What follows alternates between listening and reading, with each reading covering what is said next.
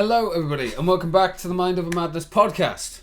Today's slightly different. I'm not joined by Sean today, I'm actually joined by XMilitaryMan, a legend on the Twitch scene right now, blowing up incredibly fast. I'm very, very lucky to have him here, so thanks my guy for joining me. Hello everyone, Future James here. So you're going to notice there's been a bit of a jump. For basically the first 6 minutes, OBS just didn't record ex-military-man side of things. Very annoying.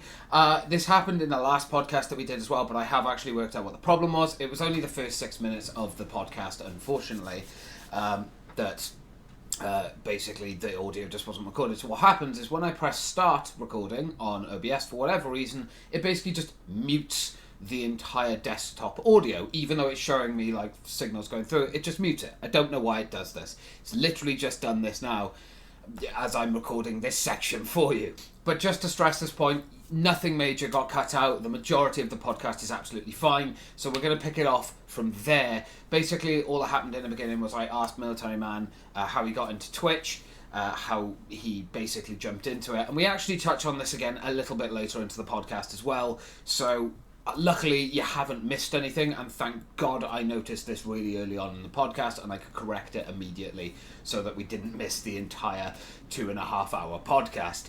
But other than that, guys, I hope you enjoy it. Remember to check out Military Man's socials, and everything will be down in the description below. I'll also leave it in a pinned comment as well if you guys want to check it out. And again, once again, thanks Military Man for jumping on with me. It was a pleasure to do the podcast with you, and hopefully I'll have you on again soon. 80% of the time. My job kind of like, I did my job just normal. I was always going to be there, set schedule. I literally work Monday, Tuesday, Wednesdays, 14-hour shifts. It's the same every week. It never changes unless I get called in. That's the only time anything ever throws a wrench in the thing. But I think honestly it was, it's really just, trying to get all that together, figuring out what, how Twitch works is really what I was doing, putting all the research into it, and then applying every month as I could, each month, and improving my stream. Yeah, I think that's a thing as well. I think a cool question to ask you then would be, because obviously you've been doing it just over a year now, you've managed to amass over 2,000 followers, which in a year, mightily impressive, sir. Mightily impressive, especially on Twitch, like the platform that's known for being a bastard to grow on. But what I would say then is, if someone was sort of watching this and they were kind of like, hey, I want to start streaming and stuff, and kind of what would your advice be to them to sort of getting it, if they really wanted to grow kind of like you did and kind of apply themselves to it, what would one piece of advice be, and what would one warning be? My biggest piece of advice would be relentless when you start. Like really just put 100% effort into it. Don't just start. Don't just download OBS and then press live.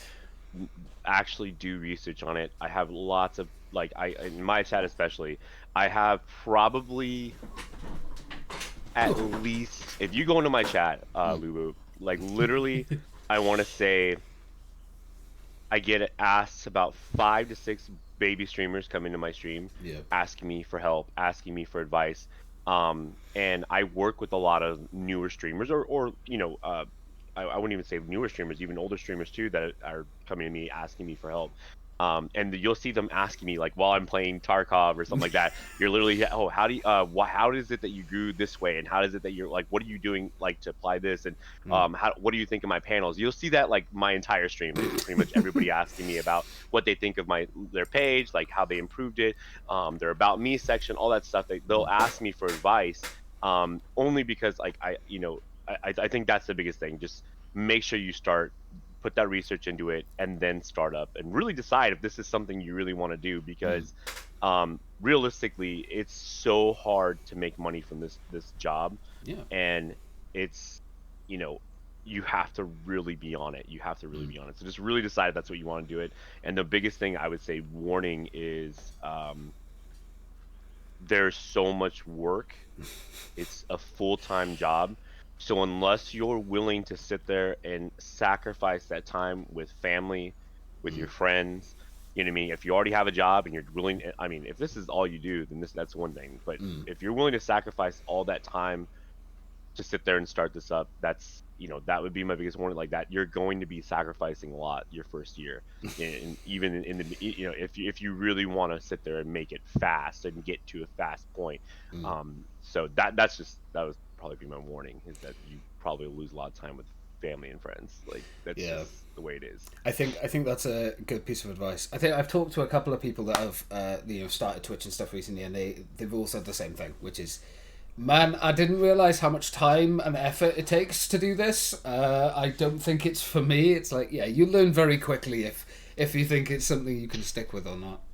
That's definitely an accurate piece of advice right there. But yeah, okay. Well, I mean, if you're alright with it, let's sort of chat about kind of your job and stuff and what you do, because I'm fascinated by this, by the way. Like, people are going to be like, James is fanboying, what? But I've always loved sort of military stuff, and I've always been fascinated by learning about different aspects of it. But of course, you work with canines, if I'm correct. Yeah. So I mean, can explain kind of what is it you do, and kind of how did you get to that point? Okay, well, I joined the military when I was 18. I went in as a military police, which is like standard. I did that for a few years and then applied to the K9 position.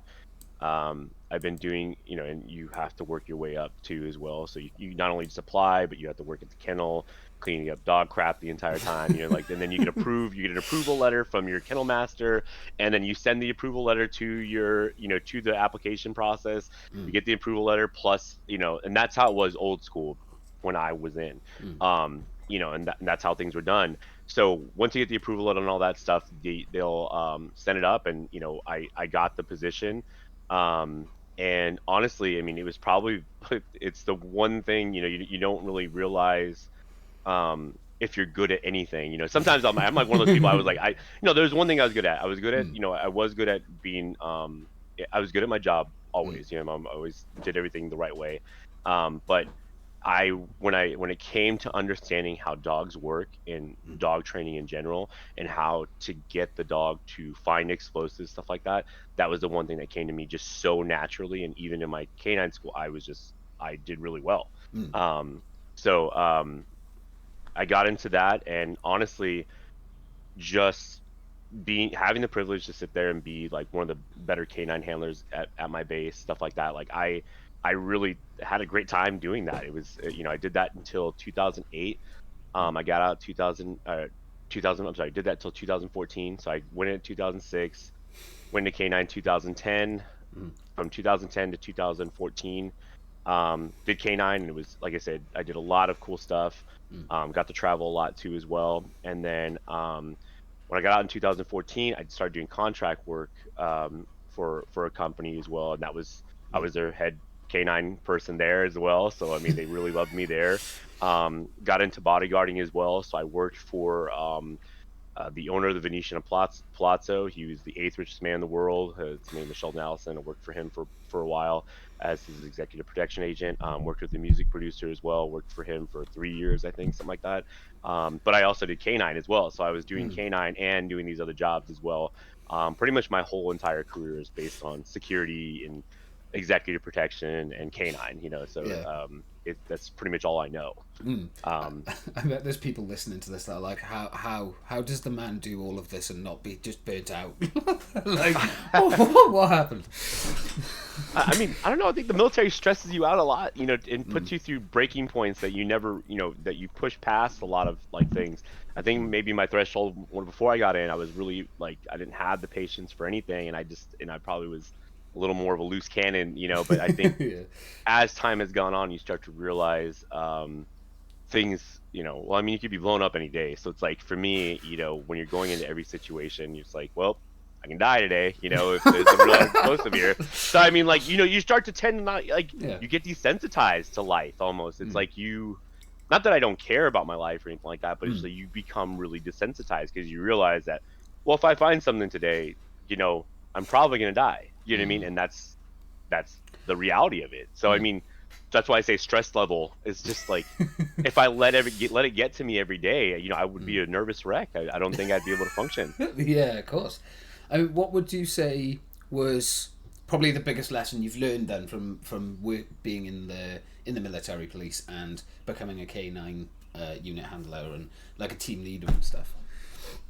I mean, just responsibility, just like trying to be really responsible, making correct choices that like you can't slack on dog training Yeah. and you can't slack on your job because the second you slack on your dog, you can potentially die. So it's Yeah. like, I could give you a scenario. Yeah, go for it. I got my so after I did the stuff with Sheldon Allison, after I did the stuff with the music producer Molly Mall, I got out and I moved to Dallas with my family. And and I got a job working for the company I work with now. And they gave me, I went to their facility. I got to pick out the dog I wanted. That's cool. And they explained to you like, oh, these dogs are really well trained, stuff like that, which was not true. None of the dogs they were all really green dog, worst dogs that I've ever had in my life. You know what I mean? That's what you want to I hear. picked up Cooper. Cooper is the one I had that just retired, Oh. and I've had him since he was, I don't know, he was like a year and a half old, Wow. and I was his first trainer. We get to TSA and I tell him to sit, which he knows how to do basic, very, very basic commands. He sat and I said stay, and I'm walking through the metal detector. I turn around and I go, go heel. I do like heel at the same time as I turn around. My dog is halfway down the hallway. I didn't realize it. My dog was halfway down the hallway in TSA. And I'm like, and we were with two other dogs. So then the other two dogs start taking off, and we're all chasing the dogs down. But I mean, letting for us, letting your dog do whatever it wants, it just can't do that. No, we have to be on training. So by the time he got to the point where he's at right now, like we had a situation at in Houston, where we had some guys that were, we were doing the Super Bowl. We were doing the Super Bowl event where they do this whole week-long experience. It's called the NFL experience. And you bring a bunch of other canines around, and this is how far along his training went, from that day to now. He was the only dog to find explosives on someone that we weren't meant to find explosives on. We end up having EOD. You have three different police. We had three different police, I should say, organizations working with each other. So each Super Bowl you do for each year, they had the police from Arizona PD, which was the previous year. Yeah. You had the current year, which is Houston, and then you had the year next, which was Minnesota, I think is what it was, Minnesota PD. So you have three organizations working with each other that don't work well with each other at all. So no communication. Great. No communication, nothing. Just everybody kind of just does what they want. Yeah. And so EOD for Houston was walking around with shape charges on their back in case there were a barricaded person, an active shooter, and then he barricades himself. You put shape charges on the door blows it in, and you get the bad guy. And so they didn't tell anybody they're walking around with explosives with a bunch of explosive dogs. Yeah. Now, not a smart move. They were walking around in civilian clothing. Yeah. So we didn't know what they look like. We don't know who they are. And like they walked down a few other handlers and their dogs didn't activate on it, but my dog did. And so it looked really good for the company that my dog at least did, and other dogs did it, and so I ended up getting like the royalty treatment after that because the second they call it breaking the neck. So we're doing it's called explosive odor tracking. So we go through crowds and we kind of like slither through crowds, and the second your dog turns, like it breaks its neck to go after the odor because it wants to get paid. It doesn't know that it's a bomb. It's just like, oh, I'm about to get paid right now. And when it's not your trainer, like the person that's like putting our training aids in their backpack, it's somebody completely different you don't recognize. You're like, oh shoot, like this is like they call it the pucker factor. It's real. I'm like thinking, oh my gosh, like I'm like radioing in because they're heading towards the gate, which is the most active spot for someone to sit there and blow up the bomb. It was two Hispanic dudes, which I mean, I'm not profiling or anything like that, but at the time, like you're like shoot, like this is like It wasn't like two white dudes, like just like with the backpack. It was like it's two Hispanic looking dudes. I couldn't tell what they were though, like their faces. So they're just dark skinned guys, and they're heading towards the gate, and my dog's just like kind of like chasing after them a little bit, like hardcore pulling, like, hey dad, there is definitely something there. Yeah. So I know that there's something there. I don't even have to second guess it. So I'm radioing in. Cops are like drawing their weapons because they see these two guys coming. I'm radioing in who they are. And one of them has like a backpack on, the other one doesn't.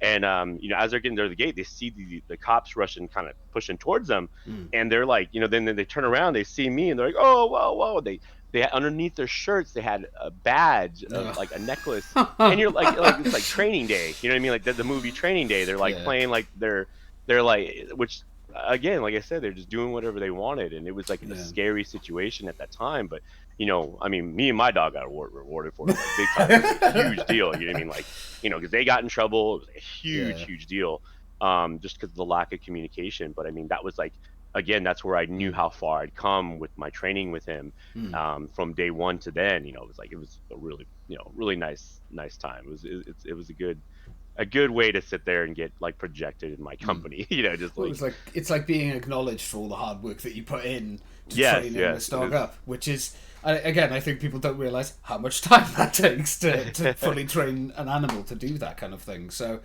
I mean, stuff like that is fascinating to me. So, if there have been any other kind of sort of incidents that made you pucker up, shall we say, like when you've been in there, was that probably one of the higher sort of end ones that really got sort of like a reaction? Yeah, I would say.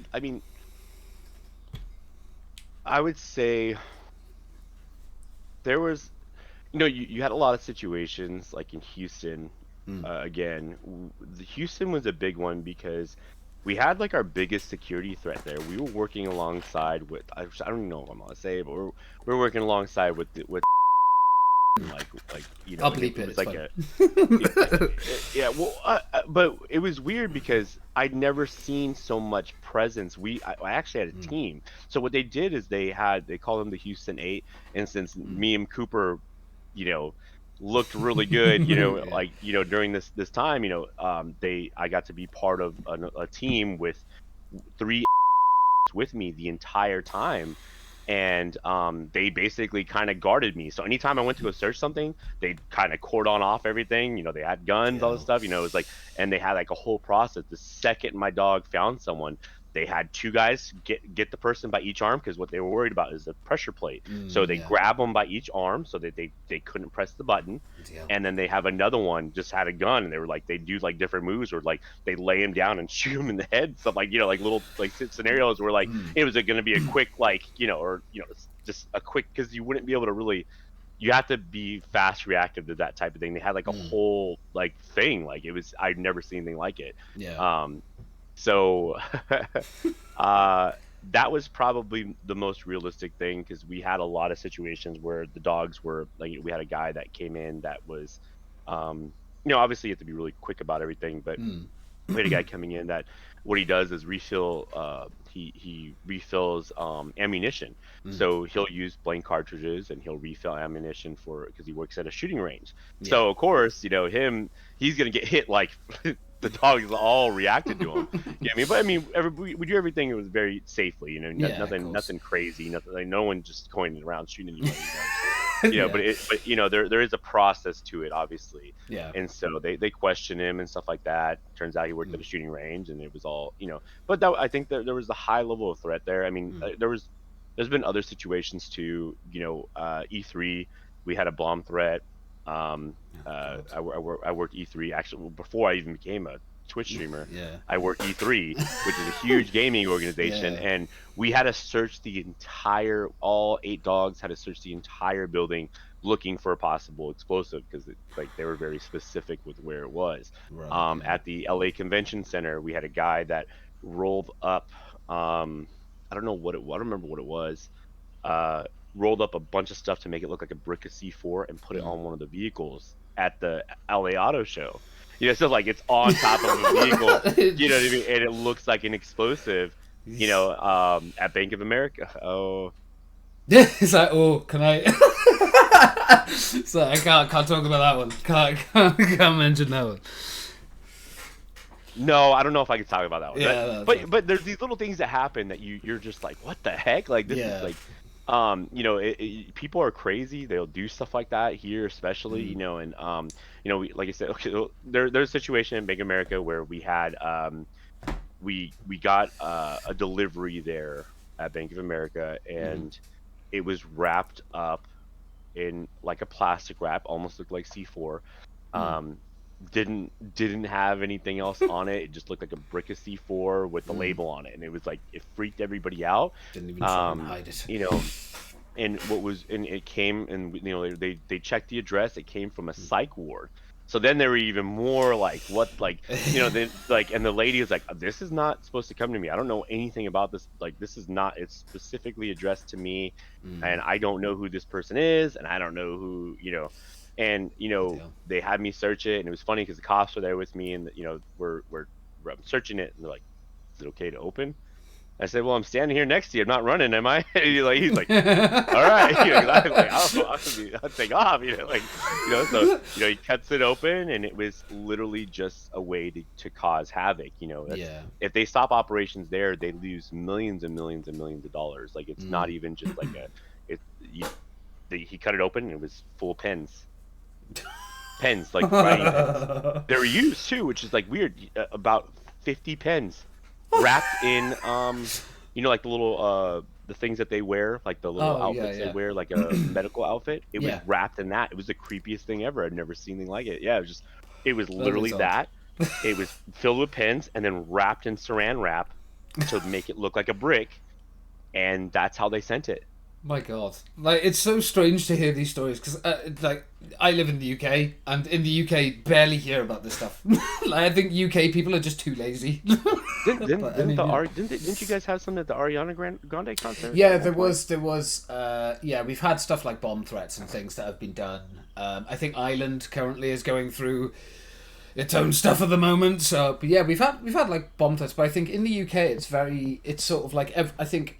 In America, especially hearing stories from guys like you who obviously experienced, who've gone through this stuff, who have sort of seen behind the scenes of it, it's like a brand new world to people in the UK, I think, because we're just like, hold on, wait, someone did what with pens? Like, why? I mean, that it costs money. Why not just keep them and use them? It was weird. But I mean, ever since that Ariana Grande concert, I mean, Shawn Mendes had us follow him around for like hired our company to sit there and because he was at the Ariana Grande concert. He's freaked out. He didn't want to do concerts anymore. He would not leave the facility or get there unless the whole building was searched, and he would not leave until the whole building was searched again. He was so scared about, like, for a while at least, like from what I understood, that he did not want to leave until he got the okay to leave. I think that's another thing to point out, though, is like the difference in kind of mindset. So obviously, while you talk about this stuff because it's part of your job, it's part of what you've done for a living, you're sort of like you said to the cop that was talking to you, it's like, is it safe to open? You're like, well, I'm still standing, yeah. Yeah. Like, if that was just a normal civilian, they'd probably be like, I'm gonna leave now, goodbye. But I think that just shows the drastic mindset shift that you have to sort of deal with these situations, like we talked about earlier, kind of the stress and stuff. It's understandable why Twitch probably doesn't add that much stress to your life in the grand scheme of things. No, it really doesn't. Yeah, I mean, so with how your career changed then, as you've gone from obviously military police, K9 unit and stuff. So where are you at now then? What is currently sort of what are you doing at the moment? So currently, I still work for the company. I think I was traveling so much. So when I first joined the company, I think I traveled 70 to 80 times a year when I first joined. So I was going to every Super Bowl, every MLB game, Major League Baseball, every football game, every soccer game. Football for you guys. I was. I went to every single thing. We even had games out in the UK as well. We had games out in Mexico. We had. I don't know if you know that, but we did have football games out there in the UK. Like, actually, like, yeah, you can look it up. I think it was like a Patriots game That's cool. that was out at one of your guys' stadiums. Yeah. So I traveled so much my first 3 years working for the company, and I got burned out from travel. I didn't get burned out from my job. I didn't get burned out traveling. I hate traveling now. I don't like going anywhere. I can't blame you. I just don't want to drive anywhere. I don't want to fly anywhere. I don't want to do anymore. And so I think I started to realize, okay, I could either take jobs that are local and drive 3 hours back and forth and try to come up with, if I wanted to make extra money, if I want to make Yeah. extra money, I can drive to Houston, which takes me 3 to 4 hours to drive over there. I can drive to San Antonio, again, 3 to 4 hour drive, or I can try to figure out a way to stay home with my family and do something here. So that's what kind of the whole Twitch idea came from, Oh, okay. of me transitioning to that. So the three things I'm doing right now is I sell collectibles, Yeah. comic books, collectibles. I work as a canine handler. So I do that Monday, Tuesday, Wednesdays, every day, or every, and then I do Twitch, which is, I trying to do three sources of income, like Yeah. just, and just trying to make more money doing that stuff through Yeah. Twitch. Basically, I'm trying to overhaul it and do that. So Yeah, of course. that's the idea. So, and I keep all three of them separate. So my collectible money that I make, I don't bring into towards the house. It goes back into, to me, this is like my savings. You know what I mean? Because Yeah, like, everything I buy at a very, very cheap price. Like this thing's worth like $3,000 or $4,000. Darth Malgus. And I bought him for $500. Yeah. So I got him at a junkyard for $500. So I mean, Smart. and he's worth 3 or 4 grand. So I mean, like stuff like that I do to try to like okay, that's like a form of saving. So I look at that, like I've had a lot of people offer me money for that thing. Yoda, I bought him for 300. He's over here to the right. But I use my comic book money during COVID to supplement income when I was not working as much, doing canine. I had to figure out a way. I want to say I had like invested $5,000 worth of comics, 15 long boxes of comic books. I ended up selling them all pretty much during COVID, and I think my $5,000 investment turned into a $40,000 investment. So I made like almost $35,000 on everything, and so Crazy. instead of just completely just using all of it, I did what I could for bare minimum. So like here, I made sure we had food, during COVID. I made sure we had bills paid, and anything extra, I was like, okay, I have to reinvest everything, because obviously this helped out somehow. You mean like, obviously comic books helped out somehow. I just can't just put everything back into the house. I have to put this back into other stuff. So I started buying collectibles, and because I know how collectibles work, and I've been working with this stuff for a long time. I'm in a comic book collecting group as well, like the Silver Surfer, Life Size Silver Surfer, stuff like that. I know how much the prices are on everything in my head. So like I know what I can get the money for. I know what I can get good price, get it priced for. So if I really needed to sell things on a pinch, I can sit there and easily do it. Yeah.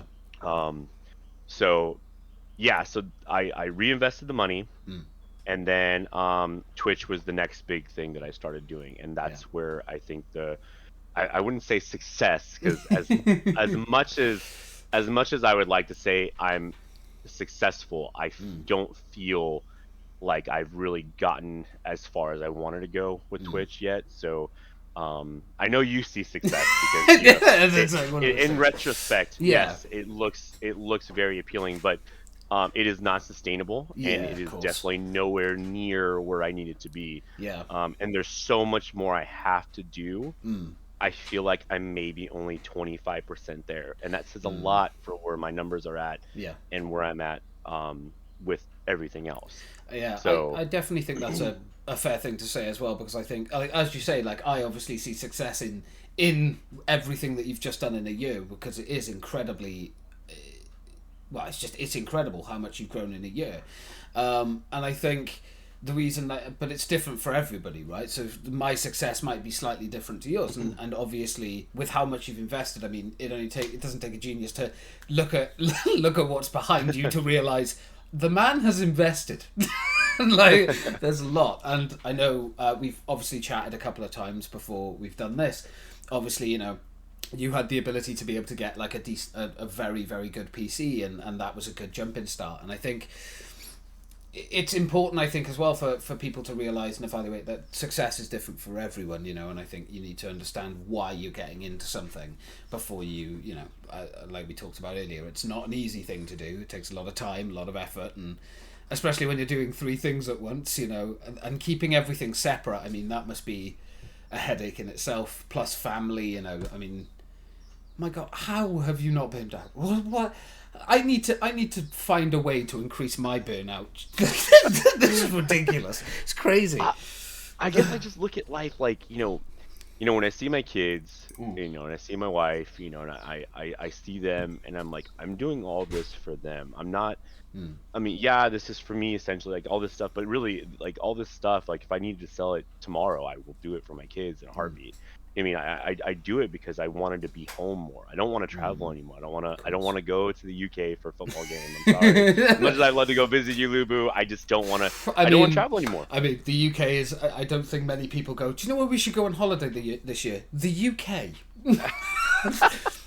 Like, as someone that lives in the UK, I can understand why you don't want to come back. I get it. I guess. But yeah. I don't know. I guess.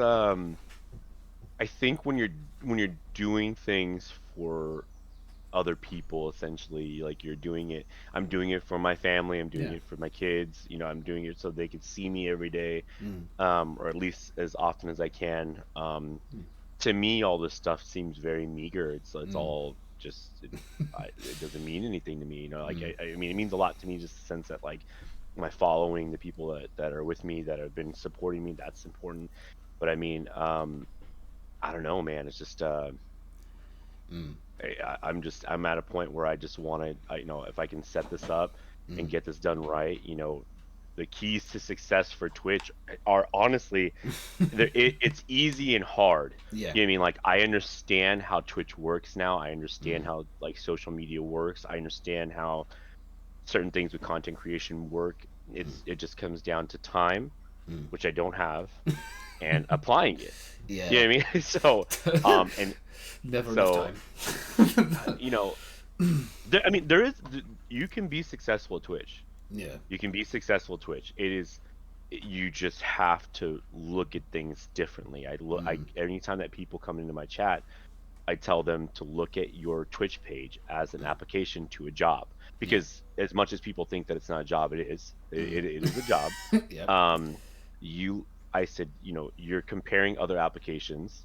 Like, I'm not saying it's healthy competition, so I'm not saying it in a bad way. I say the word competition a lot with who you're competing against, in terms, like, for instance, if me and you both play Call of Duty, just to say we're exactly the same in every way, except our Twitch pages. Yeah. Mine is done to a high degree, and yours just has a donate button. Literally. Yeah. But I get, it just shows. But do you understand? Do you understand? Like, that's how much detail I put into everything. So I explain to everybody. I'm like, but then we're a brand that you can wear. I always talk about this stuff. When you're starting off, I mean, figure out whether you want to do it or not, because that's going to be the biggest thing. Absolutely. If that's really something you want to do, then go to logo.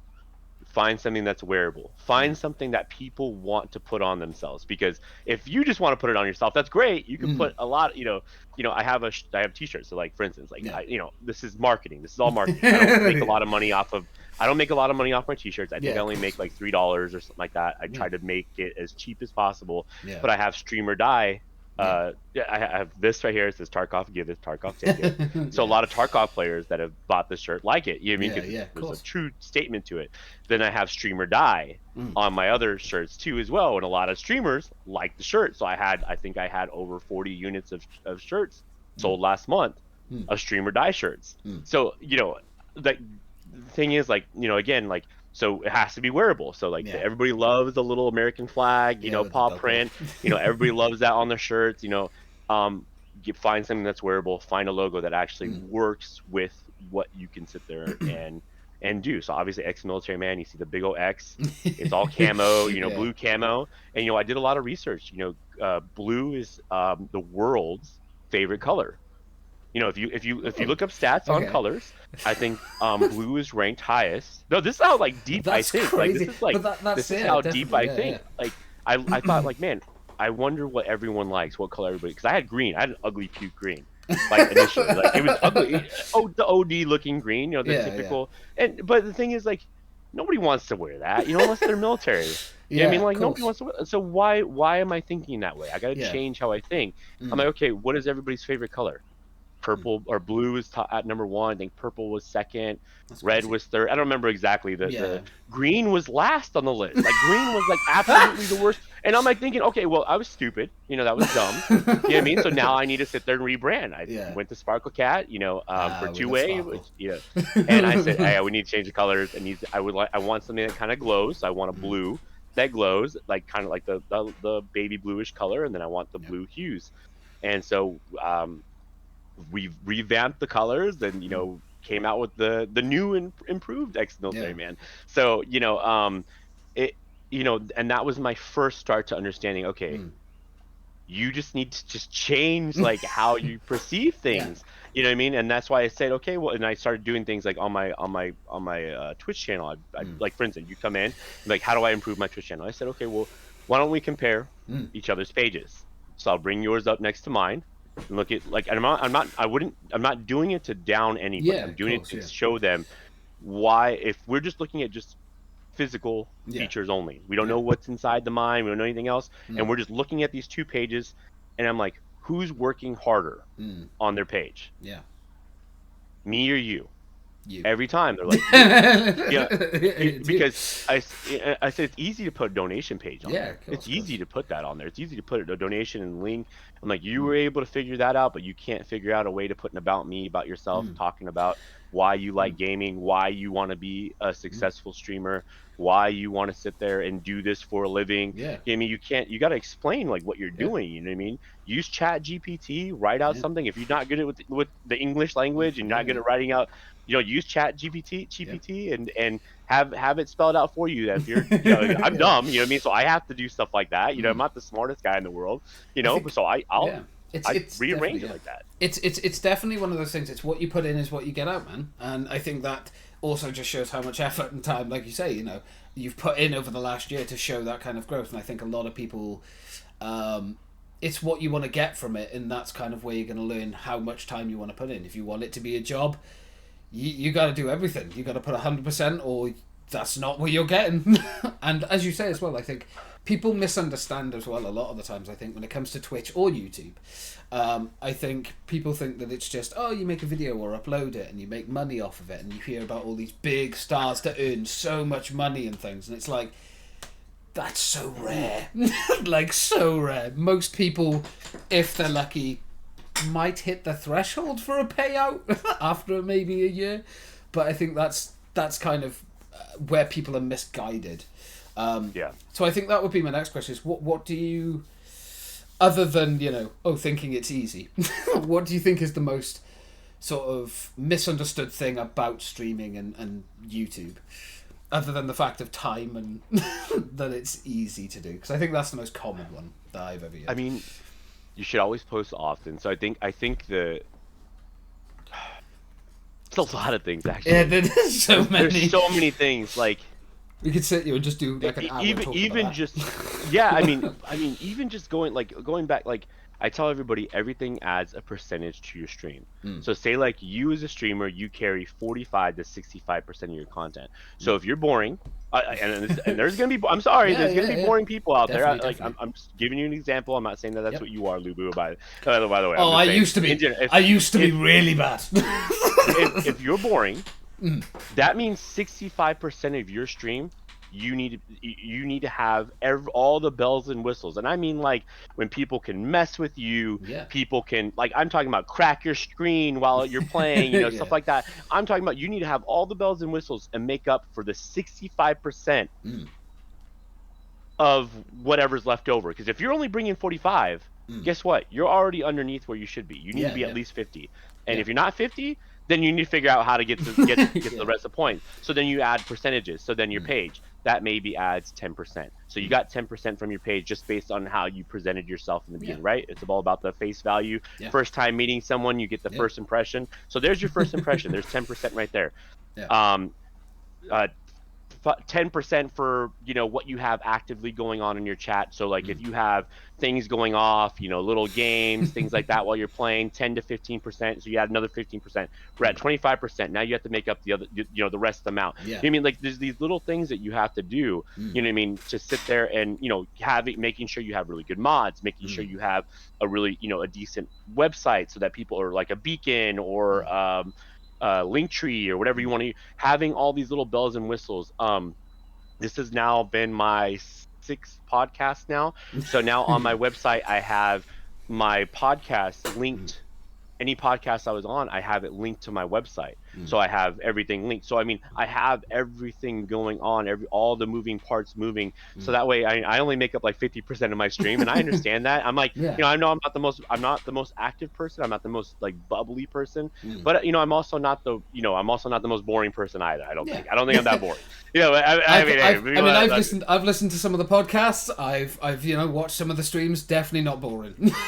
But I think that's something as well. I don't know if you would agree with this, is that you're not going to be perfect when you first start out, and I think a lot of people think they will be. It's like, oh, it's easy, and then they realise they're tired after 2 hours. and it's like, yeah, it's tiring. You're not going to realise that until you start it. So I think that's something else as well. I don't know if you'd agree, but people need to sort of, not jump into it thinking that it's easy. I think that's the misconception that needs to be really drived out. It's like, hey, expect hard work, even if it's like you say, like 65% is just you, your personality, who you are as a person. If that doesn't come through, it's going to be really hard to get people to talk to you in chat. So right, well, and then even just gameplay, people focus on gameplay so much, and early on, that's like, I think that really only adds 5% of anything. Like that's, to me, gameplay is so weak when it comes to being a Twitch streamer, because most people coming to your chat, most viewers, there's a statistic on this. It's like 7 to 10 seconds you have for when someone says, "Hi, how are you?" on your chat. Yeah. You have 7 to 10 seconds to respond. To me, I think it's closer to 7, honestly, because I just think that you just have to be on it. Yeah. But like if you're in my chat, I'm literally in a battle talking about, like, I'm literally killing someone, talking about like going over someone's chat or going over someone's Twitch page and like having a discussion about all these things.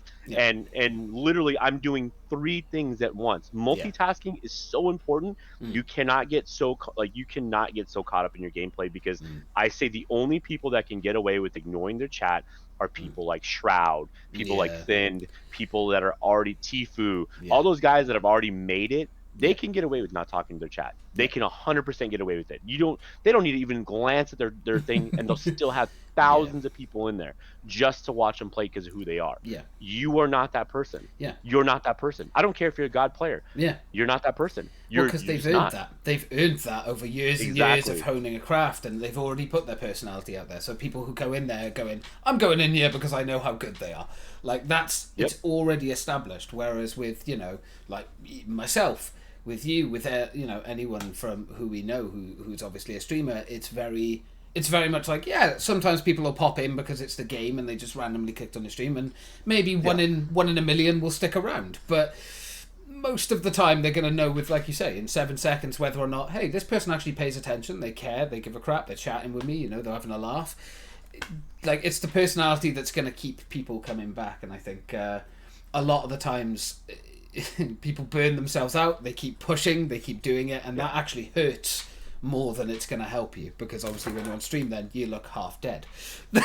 When people come in, they're like, I'm not able to talk to this person, they don't seem to be able to stay awake. So no, and like I mean, and that's I'll go to people's streams because people are like, I'm very good active in chat, because people ask me to go over their stuff. I'm like, well, me going over your stuff, that means I'm going to come into your chat and start chatting with you. I was like, so like, and I'm going to tell you right now, I'm going to time you.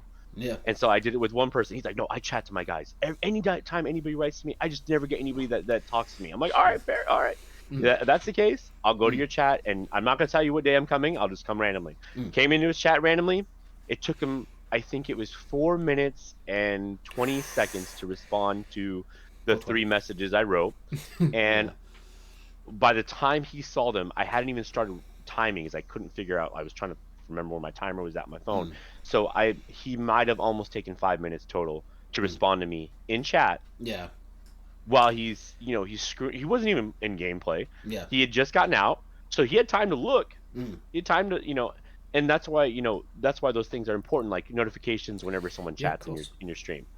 Setting up, I think Mix It Up offers a thing where anytime someone writes something, you immediately hear it in your headset and you Yeah. can respond immediately. I think, And yeah. that's how I tell people to counter it until you get used to just going back and forth like I Yeah, do, of course, yeah. because it's practice. It doesn't. Yeah. I didn't do that in Yeah, the beginning. no, Like yeah. an idiot, I was doing the same thing. I don't think anyone does. I think that's the thing as well, is like people see, obviously, people like you or myself. I pride myself on the fact that I'm always looking at my bloody chat. Half the time I don't do anything in the game. I'm just standing there staring and waiting.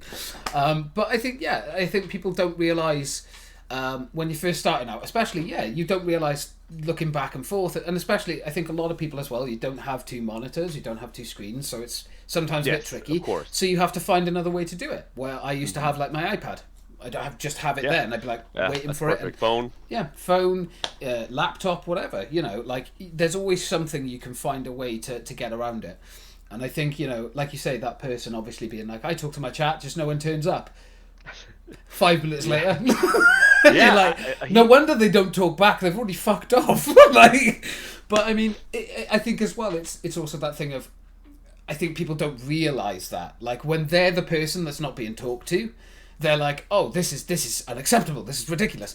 And then when people are actually being the streamer, they're suddenly like, oh crap, I didn't realise 5 minutes just passed, and I didn't look. Like, it's one of those things you just learn when you get into it. So I would say like, don't stress yourself when you're first starting out about that stuff, because everybody has done it. Like everybody. Yeah, does it. I mean, if I had started off the way I start off now, I mean, like I think I told you, I took a loan out to get the computer, so I didn't just have the money on hand. Nothing, like all this stuff, anything I've added to the stream, like everything in the background, I've paid for through Twitch. Yeah. Because I've gained revenue. And the thing is, like I said, making your stream entertaining, making those things, like having an editing team. I have an editing team. Like I have a guy that clips videos for me, and then I have the two people I have for making my videos. So you know what I mean, and I'm able to pay for that now. Like that's something I can actually put. I'm not making a ton of money or like that, but I mean, like I have expendable income where I can put money towards editing. I can put money towards my stream, and then I could put money towards doing something for my followers now. Yeah. So now I do giveaways now. I can do giveaways. I can do merch giveaways. I can do, and all that's free advertising. I don't even look at merchandise as a form of income, because literally anything I buy from that, I'm either going to purchase a shirt for myself or purchase a shirt from. So like the 40 units I sold for this, pretty much it's what, $3 a piece. I can buy a shirt for myself or buy a shirt from one of my followers. Yeah. That's how much I made, is enough to buy a free shirt for somebody. But guess what? That's gonna go back to my stream. All that stuff goes. It's free advertising. I literally, like I said, I marked it down as low as I could. I think Sparkle Cat said something very interesting, because I'm trying to explain this. I explained this to him. He's like, I think I might be lowering the prices on the sweaters. And he's like, you made a good point about free advertising. He's like, your sweaters and my sweaters are the same type of sweaters, but yours is $10 cheaper than mine. Yeah. You know what I mean? And to me, it's like, you're not making money off of, the way I look at this too.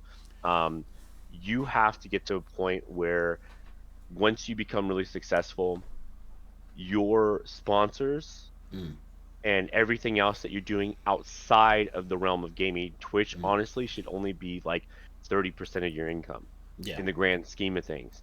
Sponsorships are important, so you figuring out how to do that. That's why I wanted my numbers juiced. So when that's why I stream like every day. If you look at my, I don't know if you could pull it up or not, but if you look at my numbers on I think for the last year, you could see how many times I've streamed for the last year. It's a lot.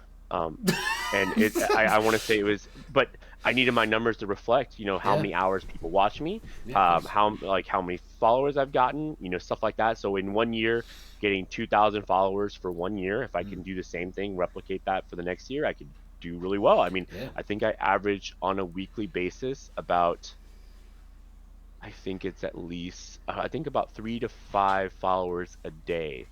So I stream about 5 to 6 days a week. So you could do the math on that. That's a pretty decent amount. Some weeks are lower, but it might be only 3 followers. But Yeah. I mean, that's the It's rate still I'm going something. at. I've been, yeah. So like I said, everything, all these things that you have to do. It's a lot of work. It's a Yeah. lot of work. It's a It's lot of work. people lot of behind the scenes stuff. It's not just playing a game and having fun. No, I mean, As much as we'd love it.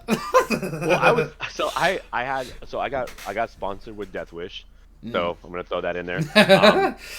But going to them, they're a big coffee company in the Yeah. States. They're huge, and I heard of a lot of people getting denied by them, like bigger people than me. Um, I had to figure out a way to stand out and write them. I wrote them a lot of stupid emails in the beginning, but I started getting names and I started getting smart about how I wanted to do things.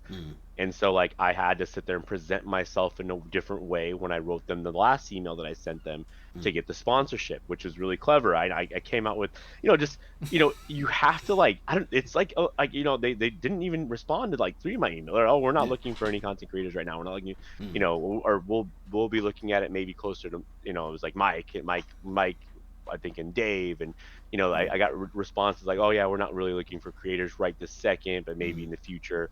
And so like what I ended up doing is I got all their names and I just said, hey, Mike, Dave, and so told me to reach out to you in January about getting a sponsorship with you. And so I had names to kind of coincide with like almost like I kind of know them, like not I didn't say I know them, but and it worked. He actually had a conversation with me, and then we got to go further from that. They sent me $300 in merchandise to sit there and like start off this whole crazy. thing. You know what I mean? And that's like I don't do any of the commercial stuff like the HelloFresh. I don't, I think that sponsorships should be special, and I think that they should reflect you, not a money grabbing scheme. It's not about the money. You have to think about it in the grand scheme of what's best for your followers. So like if you love to eat, I don't know, what kind of chips do you like to eat? Is there any name brand chips you like to eat? Doritos. Go with that. Doritos. It's easy. Okay, so easy. So okay, Doritos. Okay, for instance, Doritos. All right, we got Okay, Doritos, cool. right? And you want to get sponsored by them. You know what I mean? You enjoy them, because I drink their coffee every single day on stream. I drink it about probably 3 times a night. Yeah. Like I'm not even kidding. You'll see me get up 3 Man times needs for to coffee. stay awake. Yeah, but it's yeah. supposed to be the world's strongest coffee. So, but you see me going up there. So that's something I can easily sit there and say, I love doing this. I love this brand because this is the only brand that can keep me up. Yeah. Literally. You know what I mean? Like this is the only brand that keep me up. So I can't drink energy drinks. You know what I mean? Because they're just bad for me and they're just not good for me. I got really sick doing that. So I had to find an alternative. Yeah. You know what I mean? And honestly, this has been the best alternative for me. So like it's easier to pitch something like that to your followers when you actually than trying to sit there and do HelloFresh where you don't even use HelloFresh and you don't use the app that you're sitting there doing the there's like an app that because I got hit up by some stupid app. What was it called? Marvel Snap came to me and asked me to do the Marvel Snap thing and do a dumb commercial for it. You know what I mean? And like and make a commercial for it. For the Stream Elements thing. And I'm just like I don't even play this game. Why would I push that on my followers if I don't even play this game? You know what I mean? Like if I played it, that'd be one thing. I'll market the crap out of it. But I'm not. It doesn't benefit them at all, and it doesn't benefit me to do that to them, especially if they try to make money off of it or they pay for anything. It's just not. I don't feel good about doing it. It's just there's something about it that doesn't feel good. What's probably on the subject of sponsorships and stuff like that? What do you think the most misunderstood thing about sponsorships is? Do you think it's because a lot of the time when I talk to people, they're like, "Oh, no one reaches out to me," which I find quite comical because what I've learned is that you need to reach out to people if you want to sponsor. No one's going to reach out to you. No one's going to. And the only ones that are going to be the lower bottom feeders that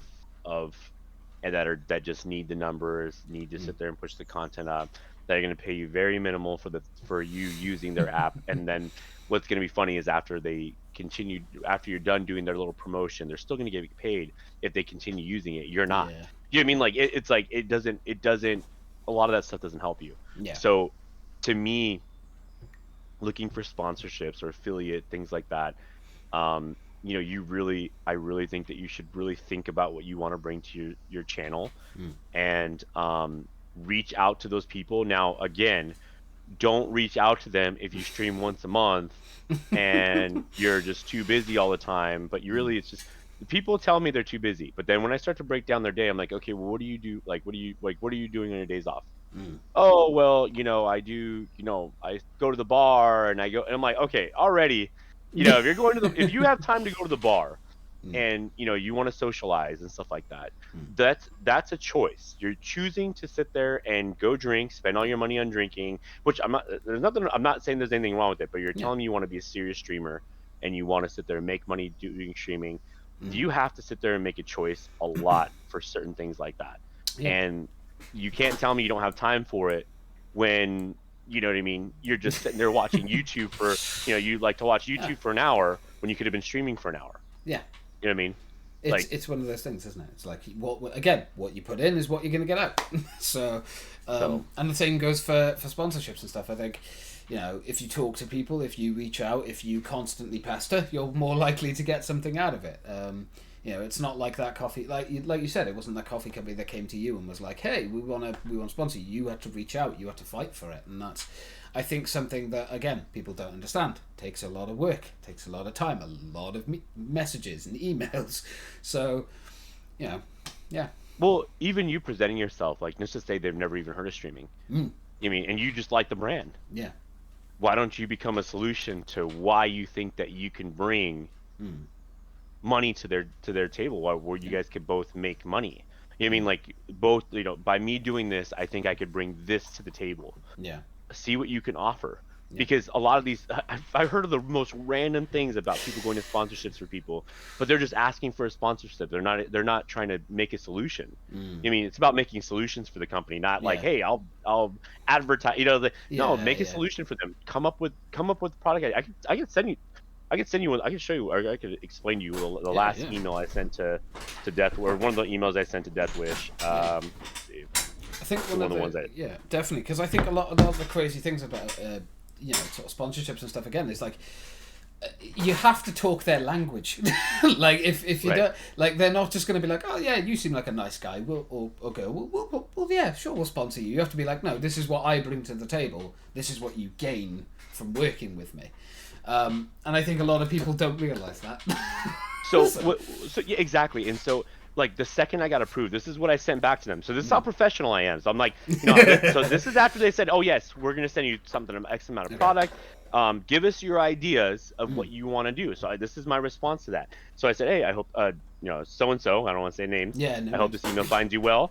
First, I want to express my gratitude to your sponsorship of my Twitch channel. I'm honored to represent your brand, and I'm committed to delivering great content that showcases your products to my viewers. As we continue to work together, I want to share some additional thoughts on how promoting a Twitch streamer like me can benefit your brand. By partnering with me, you become one of the first coffee brands to sponsor a Twitch streamer, which will create a buzz among the Twitch community. This, in turn, can attract more streamers to want to be sponsored by Death Wish Coffee as well. Again, I'm creating solutions for that. You know what I mean? I said, and I basically talk about how, but by having a sponsor streamer like me to help also drive up sales, as more people become aware of our partnership, they will likely be curious to try out the Death Wish Coffee themselves. And offering exclusive discounts through my Twitch channel could encourage viewers to make their first purchase from Death Wish Coffee and become loyal customers. So all these things are all about wording. I don't even work for the company and I'm sold. but if you think about it, if you're just like, I need a sponsorship from you, you know what I mean? Like, why are you doing that? That's just the wrong way of going. Become a solution to their problem, a problem they don't even know they have. Yeah, you know what I mean? Like, that's the thing, isn't it? It's like opening another door for them, basically, to be like, hey, now this is another avenue that we can make revenue. Because again, as sucky as it may seem, companies like money. So if you can get the money, they'll work with you. That's kind of how it works, and that's just the way of the world. As sucky as it may seem, that's just how it is. But yeah, definitely. So any funny stories from sponsorships? Anything that you've kind of had a moment with? I mean, again, you've only been doing this, such a short time, so already to be in that sort of area is an achievement in itself. But honestly, I think I've actually turned down a lot of sponsorships. So I had people directly message me. There was a company that does something similar to like replaying gameplay clips. They like what it does is like it'll capture a moment and then upload it to this. What's interesting about sponsorships is that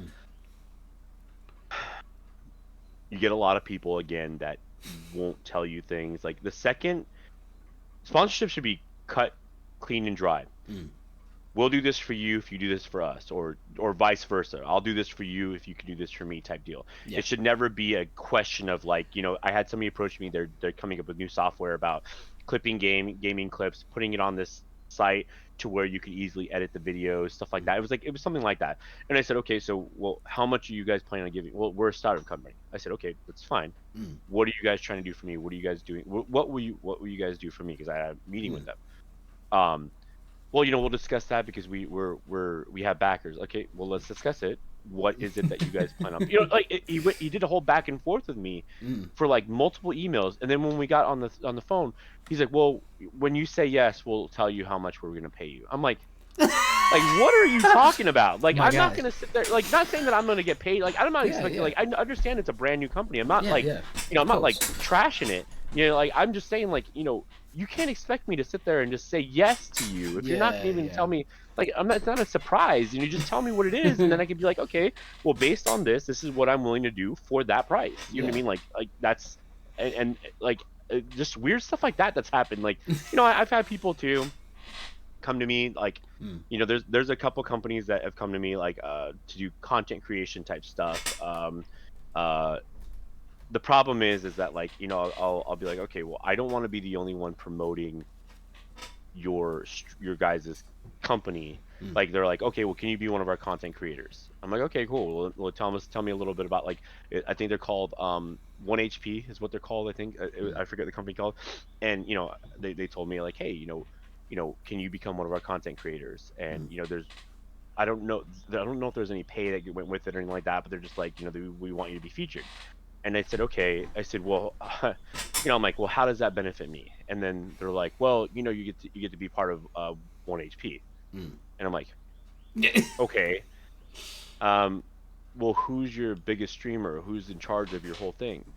Oh, it's so and so. Go ahead and look her up. So I look her up, and she has 600 followers. I'm like, okay, if I'm gonna be your and I don't have a problem with helping people out, but I can't be your biggest streamer.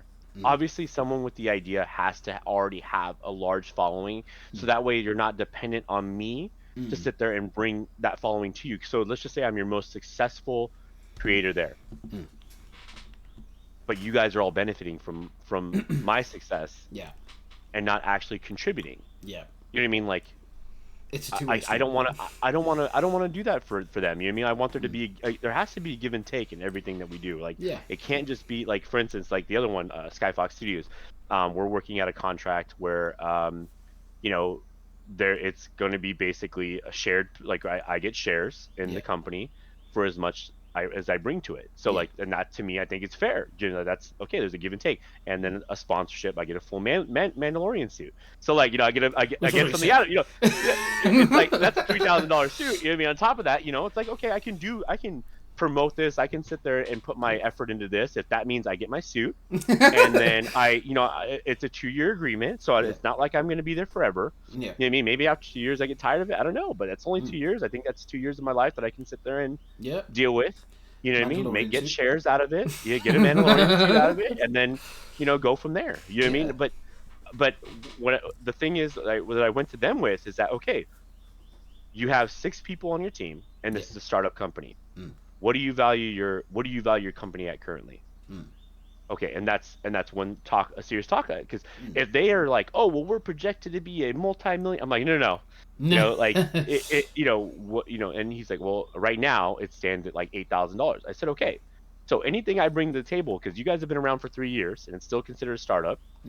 I said, and you guys are willing to sit there and give me shares, and I was like, if I bring this to the next level, I better be recognized for it, is all I have to say. And I better have complete control over how we do things in marketing wise. I said, because obviously I know what I'm doing in terms of marketing, because I'm doing it through my channel. So through your guys' stuff, if you guys, as long as I have complete control over that, and if you guys do what I ask you to do in a timely manner, then we're good. You know what I mean? Like, because me being there brings value. So and so that's kind of like the discussions we have. These are all the things that, again, behind the scenes Yeah, stuff that like I'm in meetings for. Like I've been in meetings almost once a week with these guys, discussing terms, like getting a written contract going, and all these things. It's like, it is so much work. Yeah. And people, it's hard to trust people on the internet too, because people want to screw you over. Like, everybody thinks for themselves, and as a streamer, you think for yourself as well. What benefits you the most? Well, that's so the thing I don't know. Well, yeah. It's definitely. I think a lot of people might hear how you talk and kind of go, "Wow, the streamers think a lot of themselves and stuff." And a lot of the time, it isn't that. It's more because you have to get into the mindset of protecting yourself. If you just say yes to everything, it's going to make you look a certain way. So you have to make sure that, especially like you say, with a new startup company or something, it's like, hey, I want to know that I'm protected. If I'm bringing something to you, I need to know I'm protected as well if something goes haywire or if it goes wrong, because this is time that I'm investing into you, which means that's time lost for me if this goes badly. So I think people don't realise that, as you say, and that's just one aspect of all this that is incredibly busy and incredibly stressful. And it's, I think, as you say, obviously with your job and stuff that you'd already had for many years anyway, it kind of helped you deal with that stress. So we've talked about Twitch, we've talked about kind of the stuff that you've done for a job and stuff. How did you start YouTube then? Was it at the same time as Twitch? Because obviously Twitch is the main thing, right? And then YouTube is kind of where your highlights and things go, if I'm not mistaken. Well, no, I just started YouTube. I just started TikTok about 6 months ago. I didn't utilize social media immediately because I was one of those guys that like, I don't need social media to grow. It was so dumb. I don't know. If I had started like a year ago when I started my stream, I feel like I'd be even bigger than I am right now. Because it's like you want to pick and choose with social media you want to sit there and do, because like, oh yeah, TikTok, it's like you hear a bunch of dumb stuff about TikTok, you're just like, I don't even want to deal with it. But then you realize like, well, if you just use it as a tool, you don't necessarily have to do anything with it. Just post content on there. You don't have to be active, just as long as you're posting content. I think I just, this last video I coordinated, so I got paid money to kill my teammate. I got 15,000 views on that thing. 15,000 views. You know what I mean? But you know how many follows I got from that? I've gotten over 100 follows in the last week. It's only been out for a week long, or like less than a week long, like 5 days. And I've already gotten 100 follows from that on TikTok. I've gotten 15,000 views and like over 1,000 likes and I think 100 saves on that video. You know what I mean? Like, and that's insane. Like, if I had been doing that sooner, I would be in a whole different position right now. I honestly feel like I could have doubled what I have currently. It's just like I said, when we're having these talks, the most raciest things that we're talking about, or even the most controversial, even something you might not agree with me, if you post it on there and do the minute-long TikTok on it, or a minute-long short, a minute-long TikTok, 59 seconds exactly for each one, or 38 seconds, or 58 seconds for each one type deal. Keep it under a minute, and then just kind of, or even just narrate a little bit in the beginning. What do you guys think of this? And or how do you guys feel about when ex-military man said this? And then it goes into my clip. You know what I mean? Like, I don't necessarily agree with this, but he has a point. You know what I mean? And that way, to get people talking about what it is that you disagree with, or maybe agree with. You know what I mean? Because there's a lot of people that don't agree with what I'm saying. As a matter of fact, whenever I sit there and talk about like, oh yeah, because I hear this thing a lot, like, play any game you want, and you'll get the following, and you'll still grow. The only people that say that are people that are partnered, and that people that don't care about their numbers. I mean, that actually don't even care about growing. But that's, I mean, you're not wrong. you're not wrong, but and everybody hates when I say that. Everybody hates when I say that. It's a very controversial thing to say, because I know it's good to play what you want. Play what you want when you're not streaming. I mean, the thing is, it's funny because like, I don't disagree with you. Like, I completely get it.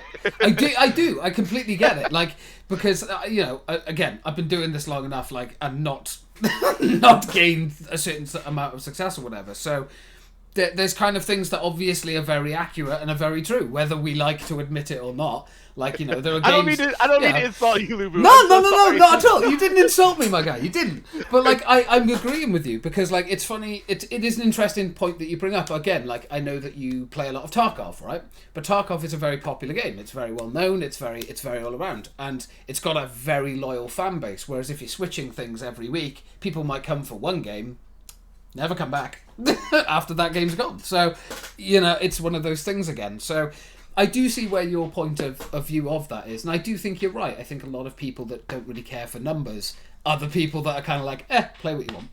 Well, I played Demonologist the other day. I'm not just a strictly Tarkov player. Yeah. I came from Call of Duty. Yeah, of course. But I'm a stats guy. Everything with me, I can sit there and prove with stats. So I don't just sit there and say things that don't make sense or that we might not agree with. I go based on my stats and what works for me. And this is, again, it is all relative, but there is some truth to everything. Yeah, what worked with me is I noticed the things I started picking up on the things that were not working for me. So what I started doing is okay, if I start to look at the most trending games on Steam, how would that affect my stream? Right? So Grounded was big, but I missed when they launched Grounded. I wish I had started it, but I missed when they launched it. I tried playing it 6 months after it launched, did terrible. Yeah. However, I started the new wipe on Tarkov. Right? They were resetting the wipe. It was a huge update. They were making all these huge changes. Brought a lot of publicity to it. Yeah. Hit off amazingly. Like, I mean, it is my most biggest stream ever. You know, it was like I got rated. There was so much activeness towards that game. It just hit hard. What was interesting is Hogwarts, when it first released, I played it. Yes, I played it. I wanted to play it. I've been a fan since Oh my gosh. Terrible. But guess what? Yeah. Same thing. I started the day it released. Yeah. Did amazing. Yeah. I started to cater to, look, regardless, I'm a gamer. Full on, full through. I'm not stuck on any one game. Yes, I play Tarkov a lot, but if a new game's coming out like Diablo, I played Diablo the other day. I don't think anybody would ever think that I play Diablo. But you know how much of a following I got from that? I got like seven or eight people that followed me that day. Just because I played Diablo that one day. Like, I go off stats. So Steam shows you the most trending games. They show you the most played games that are on their thing, and they don't show you the most viewed, but they show you the most played. Sully Gnome shows you the most viewed games, the most played games, and the most like watched games. So they have or most hours played, or I don't know, they have a breakdown of each section of each thing. So if you start to look at your stats and start to see, okay, my 3 or 4 top games were Call of Duty 2019, Tarkov, and Hogwarts. 2 of which I played on release. Playing on release isn't a bad thing. It actually could bump your numbers big time. And definitely. If you don't like the game, okay, well then go back to the game you were playing, or go back to another popular game again. You know what I mean? Or go back to a game that you're comfortable with. But you have to cater to the games that are being played that are active right now. Like Fortnite, there's a lot of people play Fortnite, but I know a lot of people that get a lot of following just because they are Fortnite players. You know what I mean? Like, and they're brand new. But I also have somebody that plays a game called Dauntless, which I've never heard of, and they're not growing because that's the only game they play. They want to play Dauntless and they love the game, but they've been streaming for almost a year now and they have 50 followers. And I try to explain to them. He's like, well, I want to, I just feel like, there's going to be people that are loyal that are going to come because they're Dauntless players. I said, dude, I don't even know how many people are actually watching that game right now. Like, it's so low. Like, there's another Anthem. There's a streamer that's an Anthem player, plays that game Anthem. We send you love, Anthem player. The only one that's playing it. He averages 30 viewers, but you want to know how many people watch that game? Like, how, like 30. In total in the entire world? 30. Go on. 30. 50 people are almost viewing. All of them. He has, he's holding the market, but he's never going to make partner with those numbers ever. And he wants to grow. Those do not make any sense together. They don't. They just don't make sense. It blows my mind. I mean, I think you can't sit there. I definitely agree with you. Sorry to interrupt you.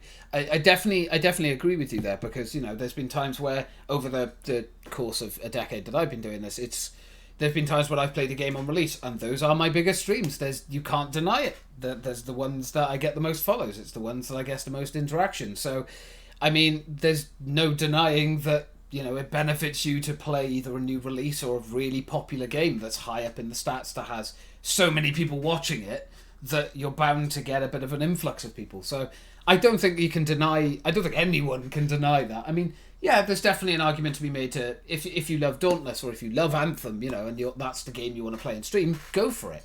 Just curb your expectations of what you're going to get from it. Again, it's that thing of be realistic with it. Not, I mean, if you're an Anthem player, you're probably not going to hit partner in the next 100 years if you're if you're lucky. But I mean, but it's not to be horrible. It's just that's the reality of how this all works, isn't it? That's just how Twitch works. It's how the online world works. If you're just doing one thing, that's cool. If you're having fun, you enjoy it, more power to you. But if you want more from it, you're going to have to do more. It's as simple as that. So I think that's a very strange thing if that is controversial to say that you have to sort of project a player and things. But no. But so many people get told that though. You'd be surprised how many people that have argued with me, like when I've had these conversations that are they're like, no, just play what you want, as long as you're having fun. And I'm like, if you're trying to grow, that is the worst advice you could give somebody.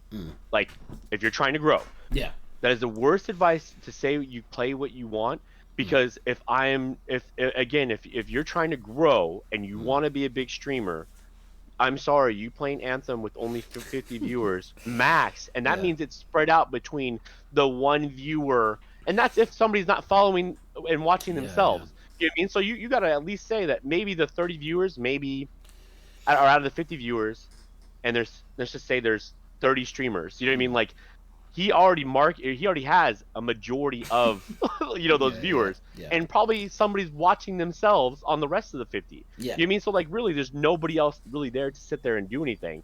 And I don't know, I just think, again, like I said, it's a hard pill to swallow. I think for some people to understand that, but if the numbers don't lie, the stats don't lie, it's okay to sit there and just do chatting, and those can be some big things.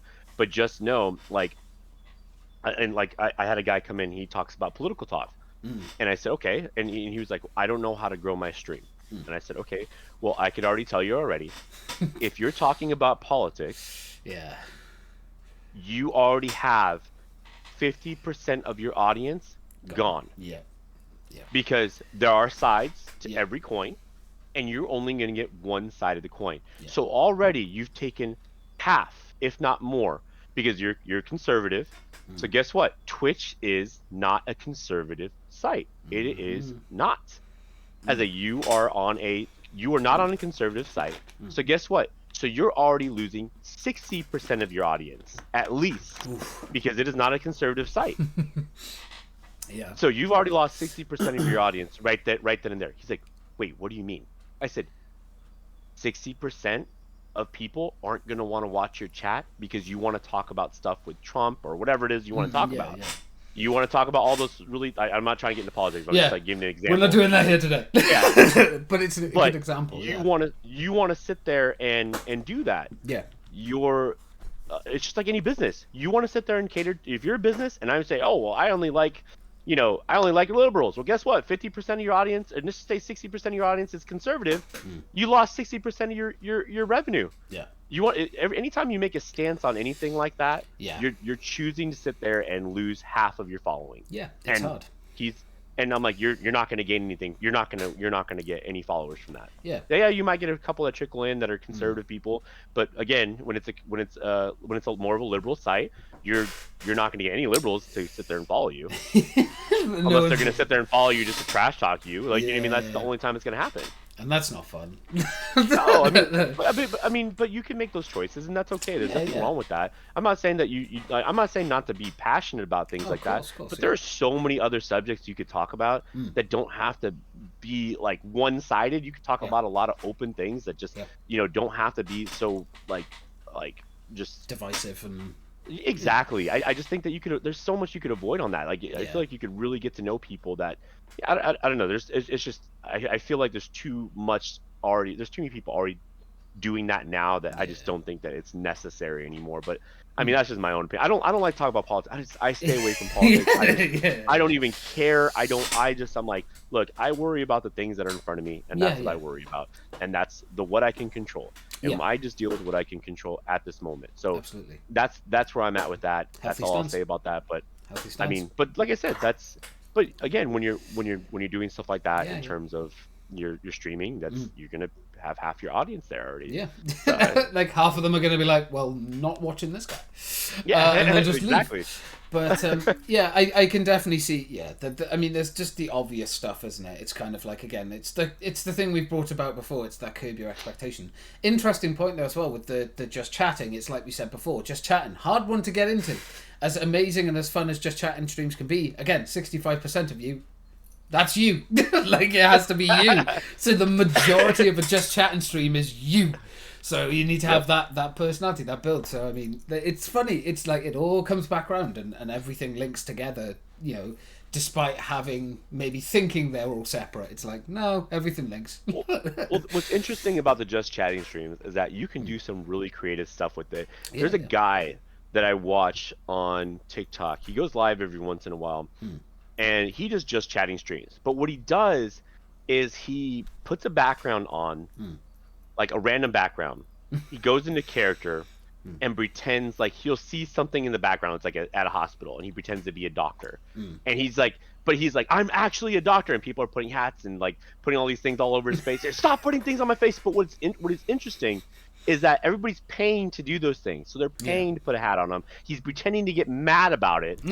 And he's carrying over 65% of that stream by just acting mad and trying to convince everyone he's a real doctor. Yeah. And he does these different scenarios. I'm just saying that's just an example.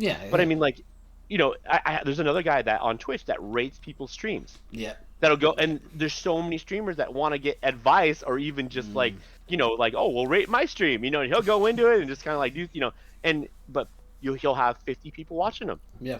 You know what I mean? Like you have to title it correctly. Like there's certain things about titling. There's certain things about like it is so tags, tags. You know, like people that you're talking with. Like if we were doing this live, you know, making sure you at XMilitaryMan now because they have that little feature now that you know those are little things that you have to do. That like it's so much work, man. It's like I don't think people realize how much work goes into all this. Crazy. It's like. It's a lot. It's a lot, man. Yeah. It's a lot. It's a lot of stuff that, again, people don't seem to realise until, you know, they actually do it and they're like, wait, hold on. Why do I have to do this thing? That has nothing to do with what I want to do. Well, actually. It links to it like this. So, yeah, crazy. So let me ask something about you. Yeah, go for it. What got you into doing this? What, the podcast? Yes. Oh, yeah. It was. I love stuff like this. It's brilliant. I think me and my mate Sean, we started this back when COVID was going, so like 2020, I think. And the reason we started it was, again, it's very similar to why you started streaming. Like, you were just chatting with a mate, having a laugh, talking about stuff, and that's just literally, we would both just like one day, fucking, should we just do a podcast just for ourselves, just for fun? And I started like chatting with people and, you know, talking with like Hayes and Sparkle and talking about arranging stuff for a while now to do stuff like this, getting other people on.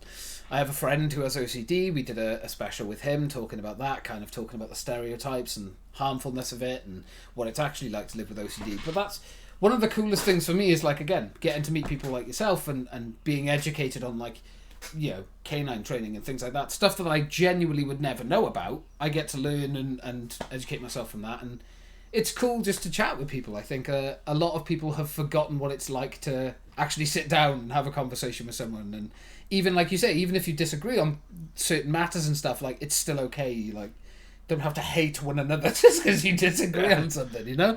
So I think it's more just, I really enjoy talking to people. And that's what made me want to kind of do this podcast and start branching out and talk to more people, not just have me and Sean, as amazing and as fun as that is to chat with a good friend. It's nice to also broaden the horizons and give other people a chance to talk and talk about sort of conditions like mental health and disabilities and things like that, which never get talked about. And people, I think, tend to assume they know something about something, and then they learn about it and they're like, oh, right. Yeah, that is different. So, yeah, no, educating myself as well is a big part of it. So, you know, I think that's brilliant. That's the thing is, like, what's interesting is I actually think you're really good at doing this stuff. I actually think that you. Well, that I'm is honestly a little shocked. So I'm honestly a little shocked. I honestly think like I could help you with this like big time. Like I'm talking about like helping, like giving you advice, or even just like maybe something to work towards. Not necessarily. Obviously, again, everything needs to you can only do so much for so little. Because like I want to say, like I first started. If you saw my background on Instagram when I first started, I had like nothing behind me. I saw my first video for the first time. I had like 2 of these things and the Silver Surfer on top of it, and that was it. That's all. Like I had like nothing back there. And like it looked, and then I had like a camera that I didn't like. You know what I mean? It was, it was like a $50 camera, and I'm like, man, and I didn't realize that how much is important to go into production. Matter of fact, I didn't realize I wasn't using this mic, and this whole time I've been using my headset. Well, that's my fault. If the sound quality isn't good, that's no, you're good. You're good. But like lighting, like I used to play. I'm not even kidding. This is how I used to play. This is like. This is how everybody on Twitch used to see me, with the terrible camera. That's me now. And then no lights behind me. Like I was just basically in here, no lights. Yep. And I guess. But I didn't realize that that's 1, 2, 3 lights. You know what I mean? Like I had it's just. I spent $20 on those lights. That's I you know what I mean? But it does. Those little things matter. Yeah, it does. Little things matter. It's crazy because I've done some in-person podcasts as well. I love doing them, but obviously travel and stuff is sometimes a bit tricky. Like I've got myself a new camera. I don't have a stand for it, hence why it's like basically just my head right now. That's okay. It's so frustrating. I'm like, oh god damn it. So I've got a stand that's coming. I paid for that, so hopefully I won't just look like this. You'll be able to see like I'm not just a floating head. But for now it works. It's just getting through what you need to get through. But yeah, it's crazy when I look back, because this is something that we're going to do in a moment, is that I have had a ganders on your Instagram. I've got a few photos that I've pulled up. We'll talk about the stories behind them and stuff. But, I love that. I definitely, I've looked through it, and there's so much stuff and so much cool things as well. Like, how much has changed? Like, for instance, one of the things I will bring up is, you've been in commercials. Like, you've actually done commercials, which is crazy. I forgot about I had those on there. I so, I mean, do you want to, because I was, looking, obviously, as I do when people come on, when they're taking the time to do it, I like to do a little bit of looking into stuff, do a bit of research, cool things to talk about, question on and stuff. And I was, looking through, and I was like, oh, hold on. What's this? And I was watching it, and I was like, damn, the man has done commercials. Bruh! So, I mean, what was that like? Do you want to talk about that experience? Okay. So, my wife thinks that I have a natural knack with talking. Not necessarily acting, but talking. And so, she thought it was a good idea to start putting me in... so what she would do is she would apply for herself. Just to do, odd jobs here and there. She'd randomly get called for something really silly, get paid $80 for the day or $100 for the day, and then for an 8-hour shoot, something very simple. Then she's like, well, you have so much time off, on your off days, why don't sometimes you don't have a whole week of work, why don't you go ahead and why don't I just start putting you? I'm like, sure, I don't think anybody's gonna pick me, but that's fine. So she'll put all these pictures together, send it out, and then all of a sudden I start getting picked for everything, and I didn't think I'd ever get picked for anything, but when I go in there, I don't act I had for instance, I was on what's that show called? Oh my gosh. I've been on so many different things. Scandal made me famous, and Murder made me famous. So I just was an extra on both. I was on 4 episodes of Scandal made me famous, cool. And 3 episodes of Murder made me famous, which is they weren't high paying things, because initially you have to build up your resume. So which again, I'm not doing any of this. So this is just all her. I mean, so she's just talking, she has these whole emails that are and oh, thank you so much for we'll have I'll get there and they'll talk about something that was talked about. I'm like, oh yeah, yes, of course I know exactly who you are. I'm the one that picked you, and I'm the one that emailed you. I'm like, oh yes, I know exactly who you are. Stuff like that all happens all the time. But then there's a director that kept on picking me and having me come back all the time, and it was really cool. So then after the whole Scandal thing made me famous, all those things kind of went through. Then she started putting me to bigger things, like just kind of like feeling it out because all the directors love me. She's like, well, maybe I could put them for other things. So Austin Air Conditioning, that was a 3-hour shoot, and I got paid $800 to do that. So just those two videos that you see on there, I got paid $800 to do that. That's crazy. For a 3 hours, for 3 hours, I got paid $300. that's pretty good. And then she put me in for some other thing. Like she's like, yeah, I don't know exactly what it's for. It's like for it's a video. She's like, it's some like a docu commercial or something like that. She's like, I don't know, they're not saying what it's for. Yeah. And I said, okay, like, you know, like this is not for that commercial in particular, but she's like, there's a docu commercial thing that they're not giving me any information. It might be fake. I'm like, I'm at work right now. And she's like, yeah, I know. Can you go there while you're at work? I said, well, no, I can't. She's like, okay, well, I'm gonna let them know that you're gonna come right after work. I'm like, Kirsten, I'm not going to a 14-hour shift. I'm like, I look terrible. I'm in my uniform. I'm like, I don't feel great. I have Cooper with me, and I'm just like, I'm so angry when I get there. Yeah. So I get there, you know, 'cause she scheduled it on the worst possible day for me. And I asked her to schedule on a different day, and she didn't. So I get in there and I go in there and I'm just like, they're like, oh, can you tell us? I'm like, and I'm just being very just like, yeah, I'm a canine handler, and like everybody I guess goes in there nervous, so they don't know what. I'm just like, whatever, you know what I mean? I was like, well, I'm a canine handler. This is what I do. I travel for work, and this is what I do. Yeah. You got the position. I'm like, just looking at we've you. interviewed like 80 people today in the last 3 days, and you're perfect for this position. I'm like, like what? So it turns out Virgin Hyperloop did a docu commercial for me and followed me around for 4 days. I got paid like $5,000 for doing this. They follow me. They go in there in the morning. They'd follow me around in traffic and stuff like that. And they had a car in front of us, like filming everywhere we walked. They were filming me. It was like the weirdest thing ever, you know. And they're like, "Oh, whenever this decides to open, we're trying to get it to go to Dallas. So you're going to be our featured family. So you know, you get to come to every single thing every time we open it up in America. You're going to be our featured family for it." So like, but then COVID hit. And then, like, all of a sudden, I don't hear anything from them again. You know, but it was still, like, a cool experience. But, you know what I mean? Like, and if they ever decide to continue it, you know, it's a really cool thing. But, you know, it just, it totally tanked away. But, that's you know, crazy. but I mean, $5,000 for 3 days of people following me around or 4 days of people following me around, it's not a bad little gig. So, but the other commercials, those ones got played during, like, football games and stuff. Like one of my buddies recognized me, and he's like, "Is that you know?" Because he calls me up. He's like, "Danny, is that you?" And I'm like, "What? Like, what are you talking about?" I swear to God, there's a guy that looks exactly like you on TV. And I said, "Wait, what are you talking about?" Like, she's like, Are you in an air conditioning commercial? I'm like, yeah. I was like, well, what do you mean? I was like, what are you talking about? Where are you at right now? I'm in the bar with my son right now, and I see a dude. I swear, is your twin brother, and you're with some girl, and you guys are talking about air conditioning. And I said, yeah, that's me, buddy. I know someone that's in a commercial. He's so funny. It was the funniest interaction, but it was playing, you know. It was playing over there, which I thought was really amazing. Yeah. It was pretty cool. Like I actually got seen. Like I was like, that's really cool. That's pretty sick. Doing something like that. That must have been so surreal. Having like a buddy of yours call you up and be like, "I've just seen you on TV, man. Like you're on TV."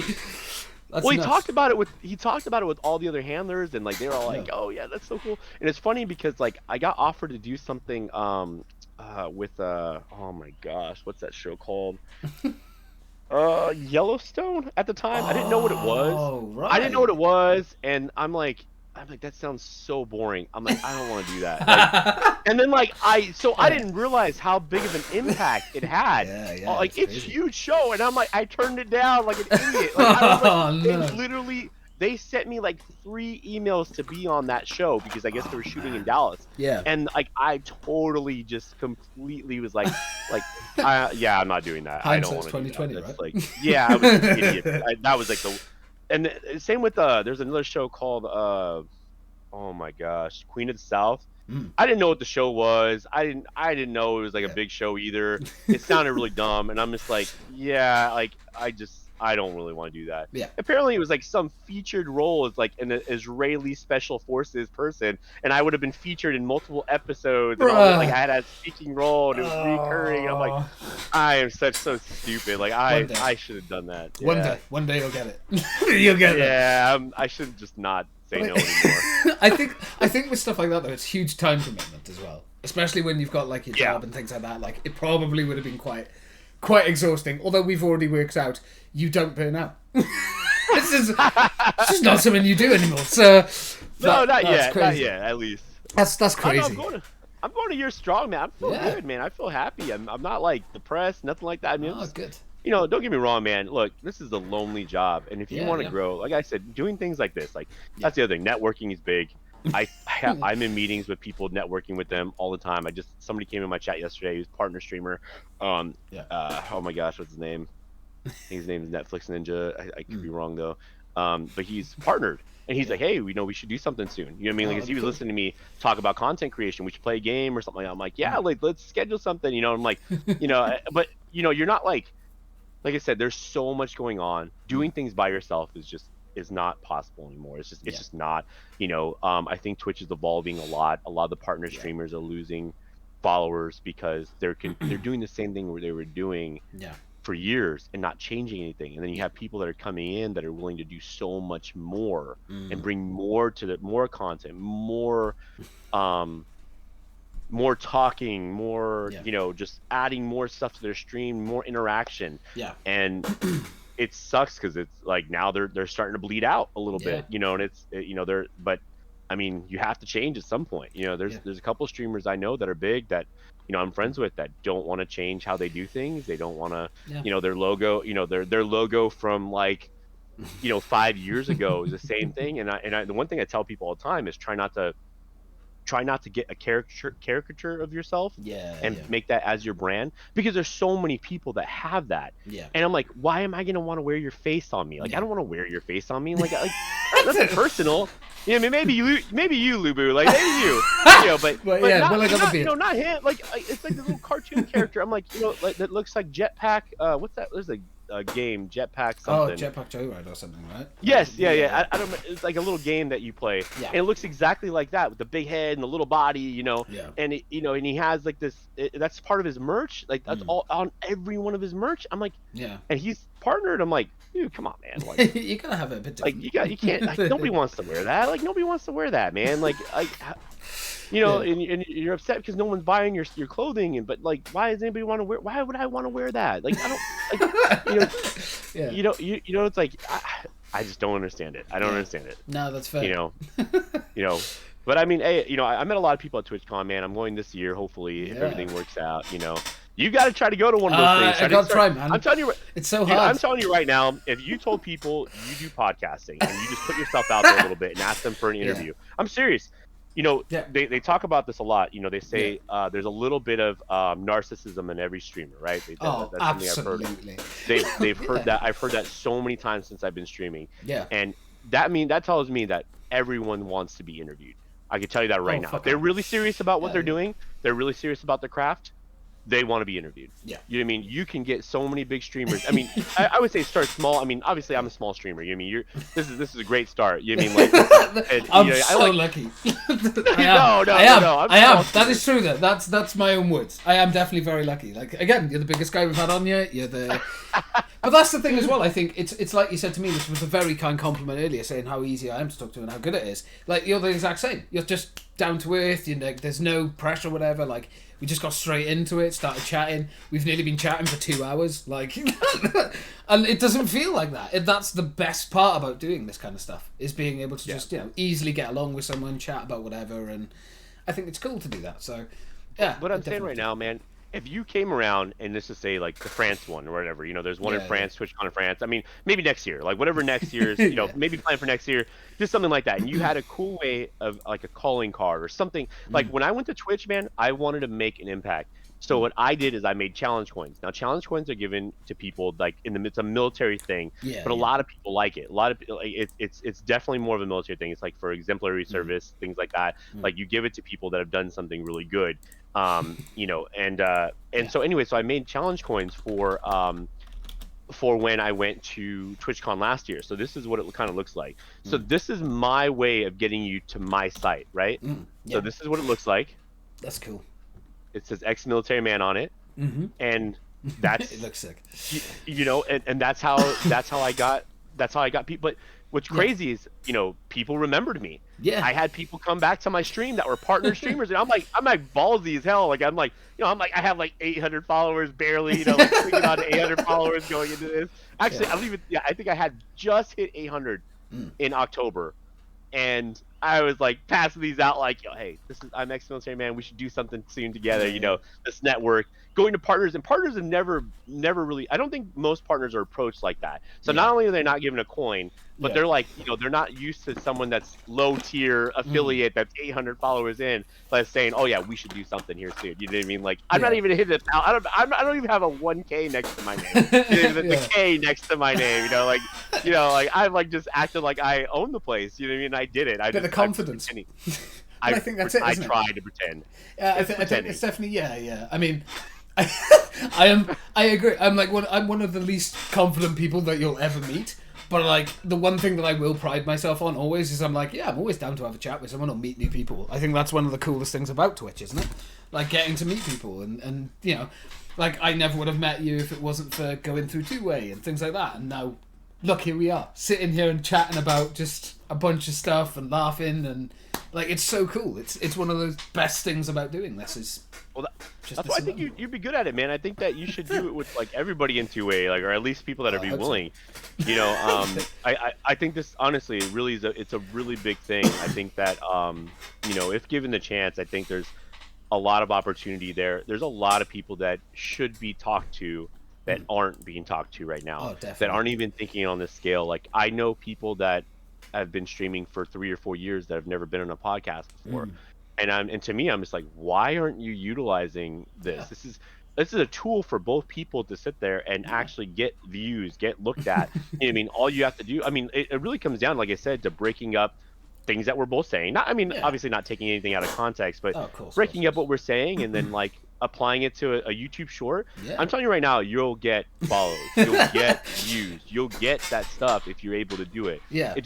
It comes down to just really like we say, applying ourselves and actually doing it and finding some good controversial things to talk about that I think that things that I've said so far. I'm sure there's a lot of people maybe in the UK that don't agree with what I'm saying.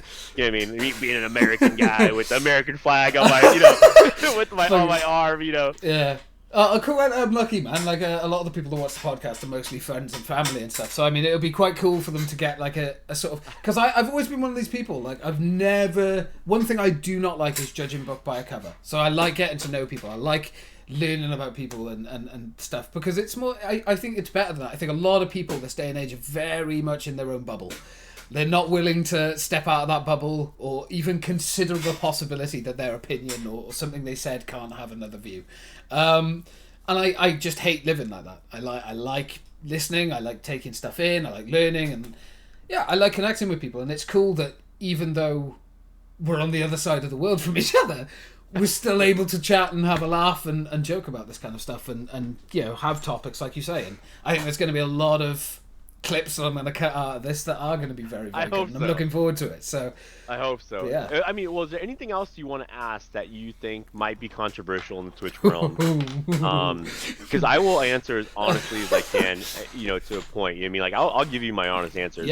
There's got to be something that you've heard or even that you think is like. I'm sure I've jogged something in your head, like because I say some. Like I said, I don't say the mainstream stuff because I'm not a mainstream person. I think that. I think that thinking outside the box is important when doing this stuff. So I don't like to sit there and I'm not catering to anybody. There's a lot of things going on with Kick. There's a lot of things that are going on with Trovo. There's a lot of things that are, there's a lot of other things that are coming out that like with even within the streaming realm. Is there anything else you want to talk about at all that you think that might be a touchy subject? Okay, I definitely got one, right? Because this is something that I'm quite, we did touch on it slightly earlier, obviously talking about kind of how every streamer kind of has a bit of narcissism in them, right? Like, doesn't matter how doesn't matter how much you want to deny it. Like, let's be real, you are streaming to an audience that is giving you all the attention, whether you like it or not. Bit of narcissism there, right? but would you? And I don't. Again, this is quite controversial, but would you agree that I think most people that start Twitch and stuff, they're doing it to be famous. They're not doing it because of fun or whatever. They just want to be famous. They just want the fame. They just want the money. They think that's the delusion when they get into it. And I think a lot of people are very, shall we say, arrogant? Because they don't like. Again, it's one of those things. Like, you've talked to people. You've obviously given criticism and stuff on people's kind of pages to help them out. I don't know. Do you find that a lot of people are quite combative? Like. Because I'll be honest, I have. Whenever I talk to people, they're like... So, I'm going to say something very controversial then. Oh, yes, good clip. If you are streaming... Yeah. And you're saying you're not doing it for the money, and it's just for fun, then take off affiliate. Take off your affiliate status. Yeah. Because if you're doing it just for fun, there is no reason to monetize anything. There's no reason to monetize. Yeah. Because it's just for fun. Yeah. Like, literally, I hear this so often, but I always give the example of, okay, so you don't care about growing, you don't care about making money, but if I offered you $80,000 a year to sit there and stream, would you do it? Absolutely. 100% of people said yes. Yeah, of course. So then it is about the money. Yeah. You mean, like, I'm sorry, like, I hear that so much. Oh, I'm not doing it for the money, but donate if you want. It's like, no, dude, like, don't donate. Don't have a donation page. Don't just stream for fun. Bring that if you want to just bring entertainment value and do all that work just for nothing, then that's fine. It's okay to get paid to Twitch. It's okay. There's nothing wrong with that. Yeah. Just be honest with yourself and be honest with your viewers. Yeah, like, definitely. There's nothing wrong with it at all, but you just need to be honest. Like, going that route and getting that thing, it's like, oh, well, like I don't know if people think that, oh, man, he's such an honest guy, he doesn't want money, I'm going to donate to him anyways. If you think that that's a reality, that's I'm telling you right now, it's not going to, it'll only fool people for so long. Yeah. And then, and then it'll go away real fast. You know, people will see right through that crap eventually. It's not a matter of it's not a matter of how it's a matter of when. Like, when it happens. You know what I mean? Like, it's gonna be the mask slips. They'll see right through it. The mask slips, man. It's hard to pretend to be someone you're not for a very, very long time. I mean, like, it's interesting because obviously I'm affiliate. I got lucky enough to become affiliate on Twitch. And it's weird because people have obviously asked me, they're like, why haven't you got a donate page or a donate button and stuff? And for me, I'm quite honest with it. I've said before, like, if Twitch became my job, I'm well happy with that. Like, getting paid to stream and talk to people, like, that is the dream. But I won't put a donate button on, even though people have asked me to do it, because I have no interest in that side of things, and that's just how I've always been. Like, people have always said, you realise you'd make a lot more money if you just put a donate button, because people would be more willing to, it's not going through Twitch then, they're not losing something to Twitch and stuff, and I'm like, not my thing. But then I've met people that have a donate button who have 3 followers. And they're like, but I'm not doing it for money. Well, I had a guy recently reach out, and his name is Purple PC. Great kid. He's gonna be 18 here soon. He reached out because he saw me streaming, and he's like, he's another streamer, and he's like, how are you making money doing this? He's like, I've been streaming for 2 years, and I see people donating to you almost every day. And I said, okay, well, what do you have saying that, like, I tell people, I'm straight up with people. I say, hey, look, if I can make this a full-time job, I will. I will continue bringing value, and I will continue upgrading my stream. I will continue doing giveaways, because I'm giving back to everybody as well. I'm not just, again, it's a give and take, right? We're all, I always say, like, every interaction we're having is a give and take, even for my followers. They're going to get something out of it. Whether it's, again, a better camera, because this camera right here follows me around everywhere. I know. I mean, like, I sit there and I told everybody, like, this is my goal. I'm going to sit there and I'm going to get a camera that's going to follow me around so that way I can show you guys my room. You know what I mean? Whenever I want. Yoda. You know what I mean? It's 4K. It's going to be way better. I was like, but this is one of my goals. I tell them what my goal is. I say, hey guys, I'm going to get a new microphone. So that way, I mean, I'm not using it now. It's expensive. Mic, you know what I mean? But you know, I'm like, hey guys, this is what I'm going to bring better production, better equipment, better everything. You guys can see me better. I'm going to try to sit there and incorporate more. I'm not even done. Like I said, I'm at like the 25% mark, if that. You know what I mean, of what I'm trying to bring to my stream. But you know, it also, you know, he asked me what I do. So I said, you know, why don't you put in randomly where you get messages saying, this is my dream, guys. By the way, you could sub for free on Amazon Prime. It's free. It doesn't cost you anything. You get one sub per account that you could literally donate to me for free. It doesn't cost you anything to sub on Amazon if you connect your Amazon Prime account to your Twitch page. Remind people of that. Let people know that. Already he's made $100 this month. Just this month by doing that. Just adding a thing saying, hey, look, Amazon Prime does it for free. And here is my dream. This is what I want to do when as I'm sitting there going. And so he has little reminders for his chat. So when they are in there and they see attention, everyone, this is what my dream is. This is what I'm about, you know, and being honest about it, that he wants to make a living off of this. He's made $100 this month and he hasn't made money in over like 6 months or something like that. You know what I mean? It's been like, you know, he doesn't make anything. You know, I'm like, and I said at the end of it, I said, put all that money that you're making back into your stream. Do not spend any of it on anything else. Just put it back in your stream. I said, because that's what I did in the beginning. Yeah, because people will notice that as well. That's the thing. I think a lot of people don't realize is that people are going to know your intentions. If you are there for just I want money for myself, nothing else, and you try and hide that, people are going to see it, and it ain't going to last very long. But if you're upfront and honest, like, hey, I want to do this as a job, but I am going to improve my setup, I'm giving back to you guys, like, I don't just again, it's just that thing, just be honest, be transparent, you'll be fine. If you try and put a mask on, that mask is going to slip. Many a times I've seen that a lot of times with people that I've known a few years ago who no longer stream. So you know, you see it very quickly. You're like, yeah, you're not here for for anything other than yourself. So. Well, I tell people all the time, like, or make it interesting, incentivize your stream. You know, I'm doing the 1 chip challenge this month, so like, if people donate, I have this world's spiciest chip. Go and donate. I'm like, hey, if you guys get X amount of subs, he needs to eat it. Like, I need that clip. If you guys get X amount of subs, I'll eat this chip and I won't drink anything for 5 minutes. Oh, you poor man. Yeah, I know. But, you know, I'll look at. It's all for entertainment value. They like to see me suffer anyways. I mean, and so it's like, you know, and I set a limit because I'm like, you know, if I'm gonna suffer for 5 minutes, they're gonna, you know, you guys gotta sub to me. You know what I mean? That's fair. That's fair. You know, this is fair. Give me, they're getting something out of it. And the thing is, like, when I get that money, it's going to my editing team. It's going to a free gift for someone that month. And it's going to possibly give me another shirt to sit there and wear on stream. So that way I'm always wearing I'm trying to always wear one of my shirts so that it's always advertising on my thing, you know, or, you know, it's something you have to do. Advertising is huge.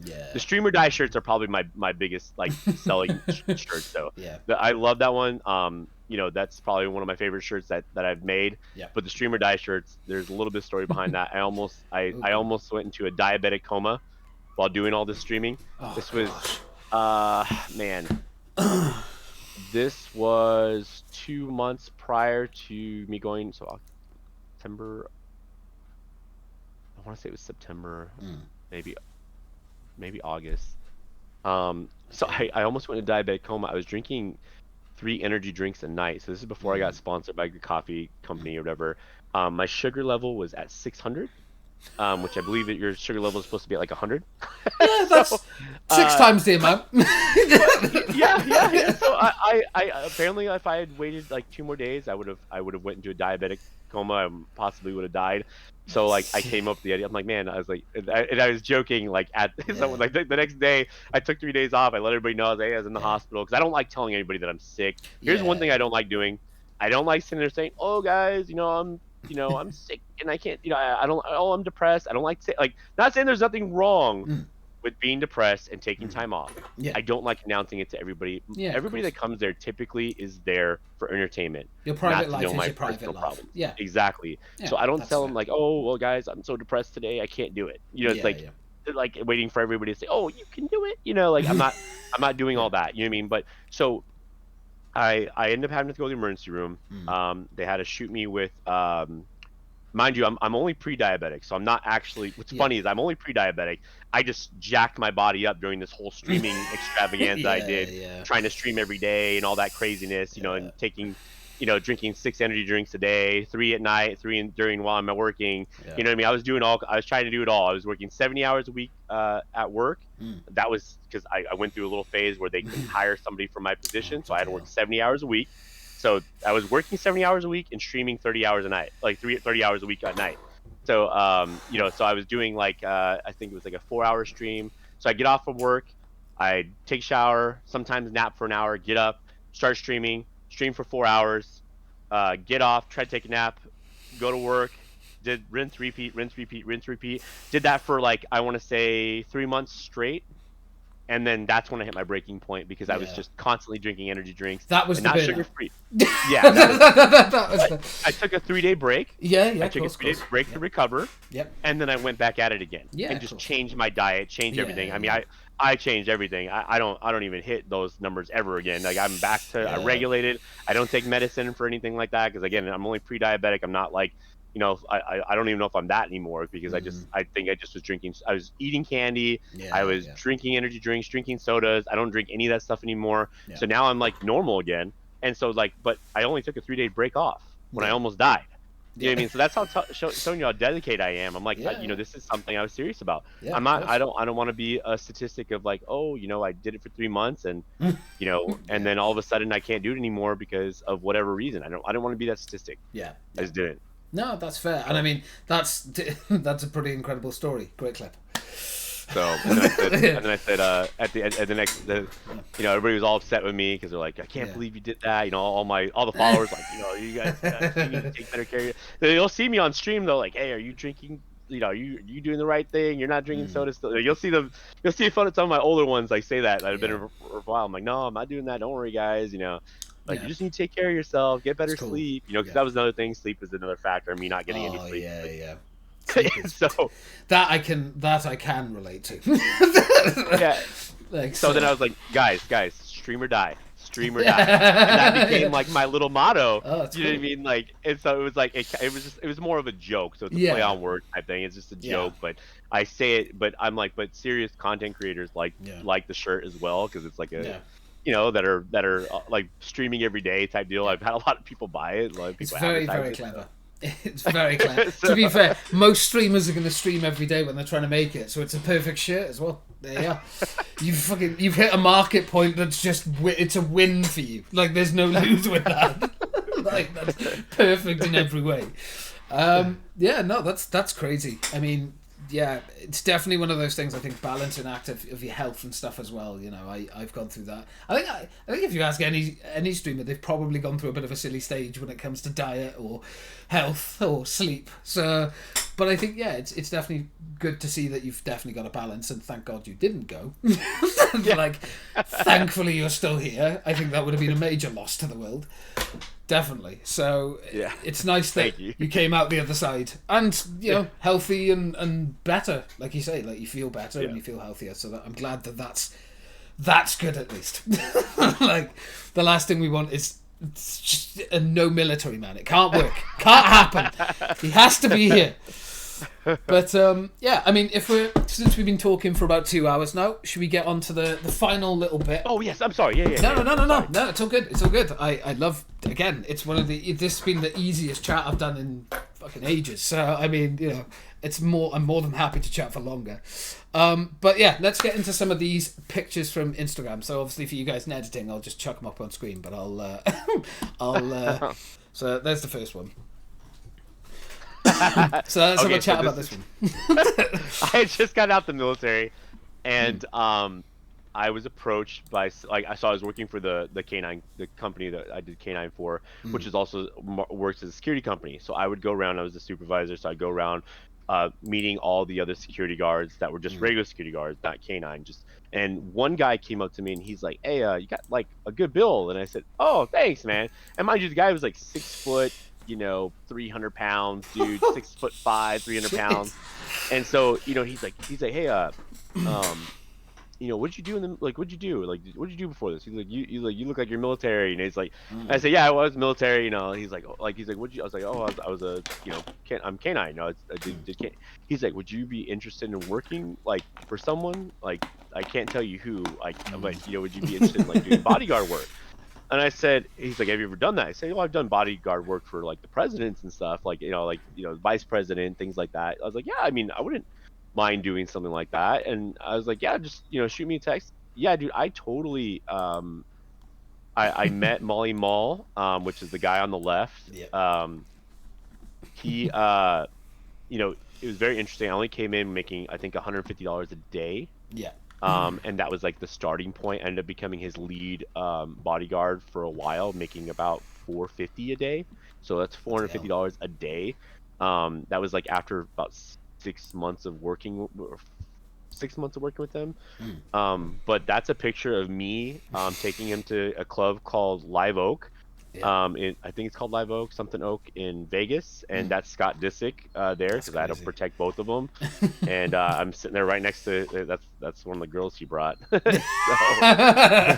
you're just sitting there like I'm just looking around. No. I just had to protect them the whole time. Yeah. It's like that was crazy. Like how it was. So. Oh, And cool. Scott Disick is actually really nice. He was really nice to me, at least. Even though he looks kind of like a jerk on live. Yeah. It turns out that a lot of the times people tend to be quite nice once you meet them and actually chat nice with them. to me, at It's least. funny. Yeah. So we did talk about this earlier. Obviously, it's kind of like the events and stuff that you've been part of, but there's the next one. That was E3, actually. Yeah. So Resident Evil was doing a really cool thing where they had a maze and there were zombies inside the maze. When Resident Evil, they did a remake. Yeah. I don't know if it was Resident Evil 2. 2 and 3 they did at the same time, I think. So they did Resident Evil 2, I think, that remake and the revamp or whatever they did. So they had a whole thing. That was when they did, like, I guess the newer version of Resident Evil 2. I don't know if there's like a different. So they had a whole maze and they had a whole thing where you get a shirt and all this stuff. I still have the shirt, and they wanted to pet the dog, and I said, well, can I get a picture of me looking like I'm about to fight you guys or something? And they're like, of course! Like, they're like so happy, because they got to pet Cooper. Because Cooper, I don't normally let people touch the dog, so they're like, yeah, touch the dog, I'll do anything, so that's when we took the picture, like, where it looks like I'm fighting them, which I thought was so cool, like sick. That they actually did that for Resident Evil. I thought it was all, it was really fun. That was a really good time. Admittedly, very cool. Like the fact that they were like, "Can we pet the dog?" You must get that all the time. Yeah, it's actually interesting little spin-off question then. So with the dogs and stuff, obviously when you're around, people are asking to pet them and stuff. What advice would you give people if they see people around with like sort of canine handlers and stuff? Like, leave the dogs do their job, or is it okay to come up and pet them? Kind of what? So a rule I have for my kids is never ask to pet anybody's dog.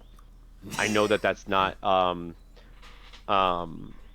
nicest rule. I know everybody loves dogs and stuff like that, but I've seen too many instances where as the dog was friendly, never bit anybody before, bites somebody. And again, I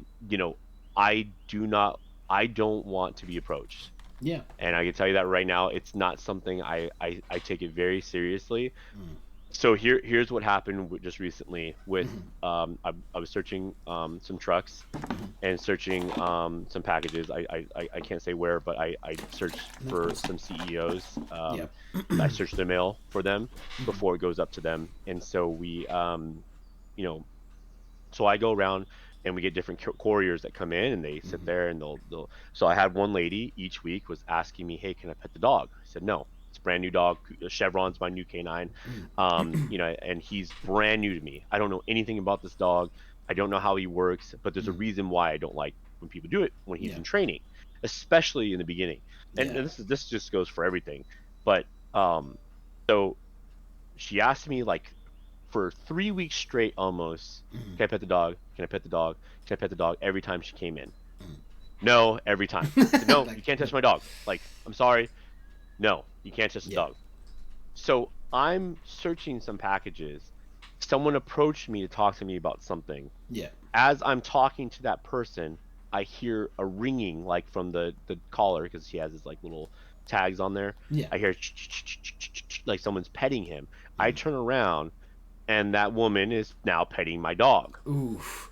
So I get pissed off and Inappropriate, I say, yeah. and I yell at her.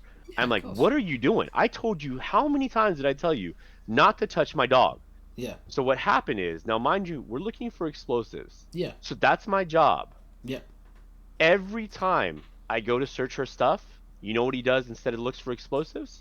He's now going up to her to get some attention. Correct. Doesn't do his job. Yeah.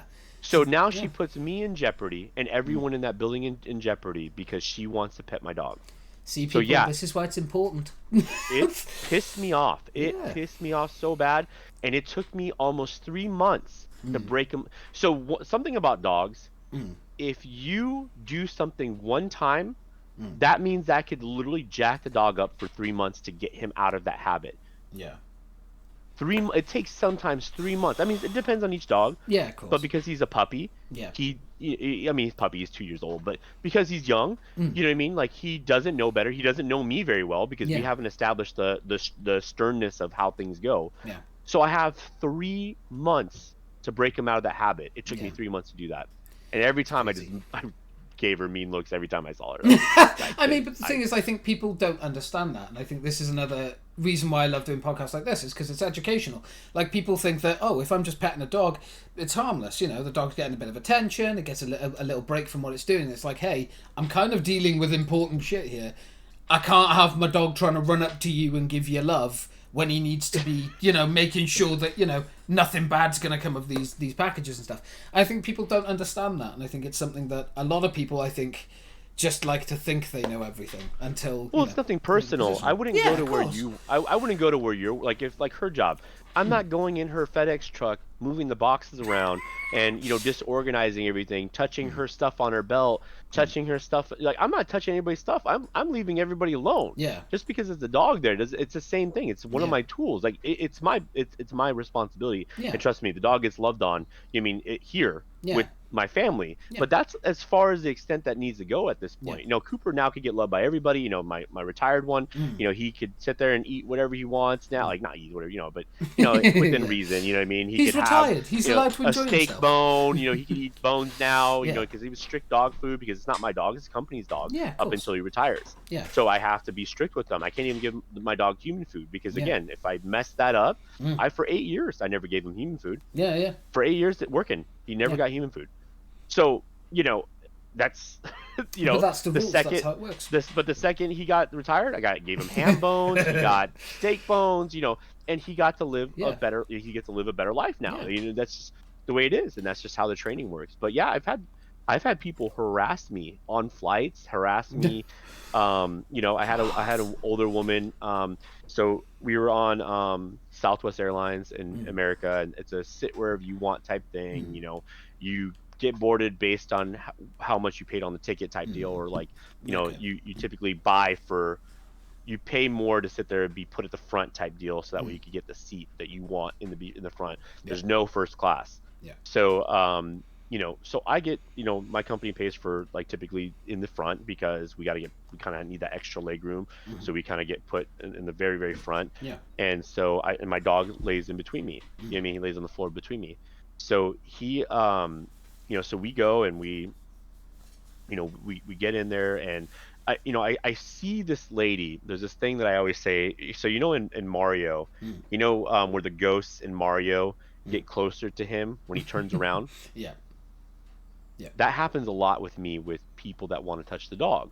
So, like, I'll be looking at them and I'll be like, just, you know, I'll be facing towards them, and I could see them kind of moving just slowly sideways, slowly. It's always like a couple or an older lady just like coming towards me, you know, like you know, when I turn around on them a little bit, and I'll see them move a lot faster and try to get closer to me, just work their way closer to me. Yeah. Second I turn around, they kind of just stop and just kind of like they just try to inch their way over to me. Yeah. And so there was one lady that was doing that, and then she comes up to me while I was there, and I could see her moving closer to me, but luckily they had called the flight, the first set of people. Yeah. And so I got on there first. So I immediately got on there first. I could tell she was trying to chase after me essentially. And the flight attendant's like, "Oh, since we only have, this is a 200 passenger plane, and we only have 80 people on here, you can get the whole row to yourself. I'll put the reserve thing right here for you and your dog, and then you guys can just relax." You know, I think I was traveling like 3 or 4 days in a row, went to 3 different states, Yeah. 3 different flights within a 4-day period. You know what I mean? Like I was so burned out, you know, and I was ready just to go to sleep. So I get in there and I immediately just like start knocking out. Like I'm like trying to go to bed. And so, you know, me and Cooper are just kind of like, I'm in the middle seat and Cooper's kind of on the left side of me. And then there's a lady going over to where Cooper's at, trying to move the reserve sign out and wanting to pet the dog. I'm like, excuse me, ma'am. Like, what are you doing? What are you doing? Yeah. And she's like, I want to pet your dog.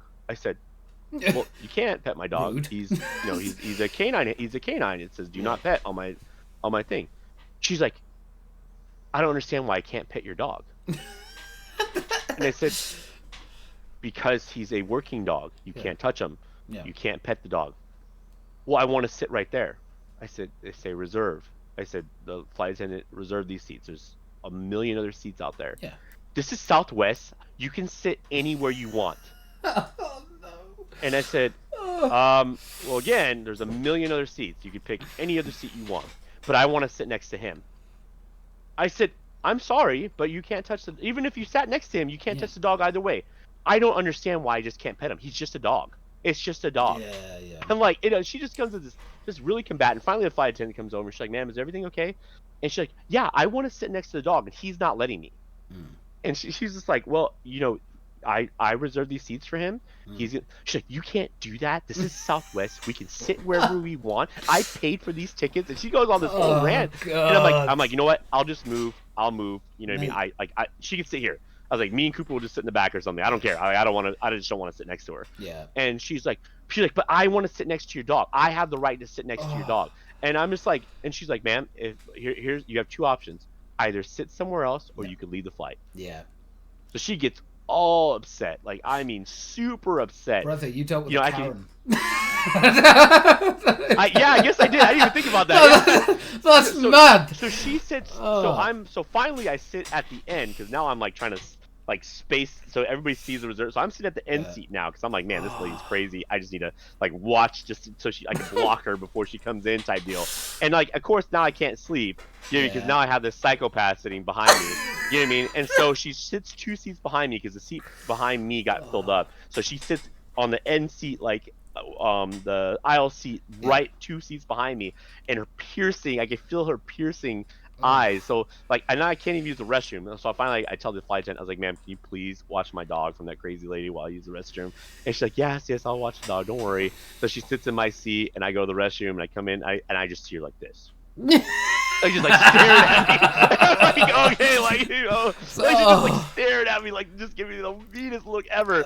And I just ignore it, you know what I mean? So I'm like, man, she's gonna be a problem when I leave. So the entitlement on people, man. So I'm like, man, how am I gonna get off this plane and avoid this lady? Now, mind you, I don't bring checked baggage, so I don't. I fit everything in my bag because I'm always leaving, and I try to wash. I wash my clothes actually every time I get to the hotel. You know, if I need to reset, I normally have 2 to 3 uniforms with me. I roll them up military style, and you know everything fits in this bag perfectly. Just carry on.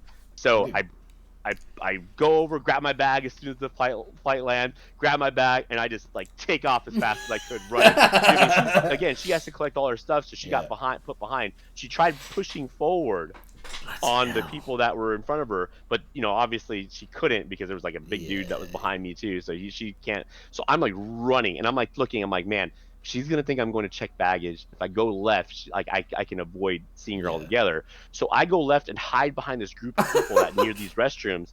You know what I mean? And I'm like hiding. You know what I mean? I'm like in this corner. There's like a little nook area, just hiding in this corner.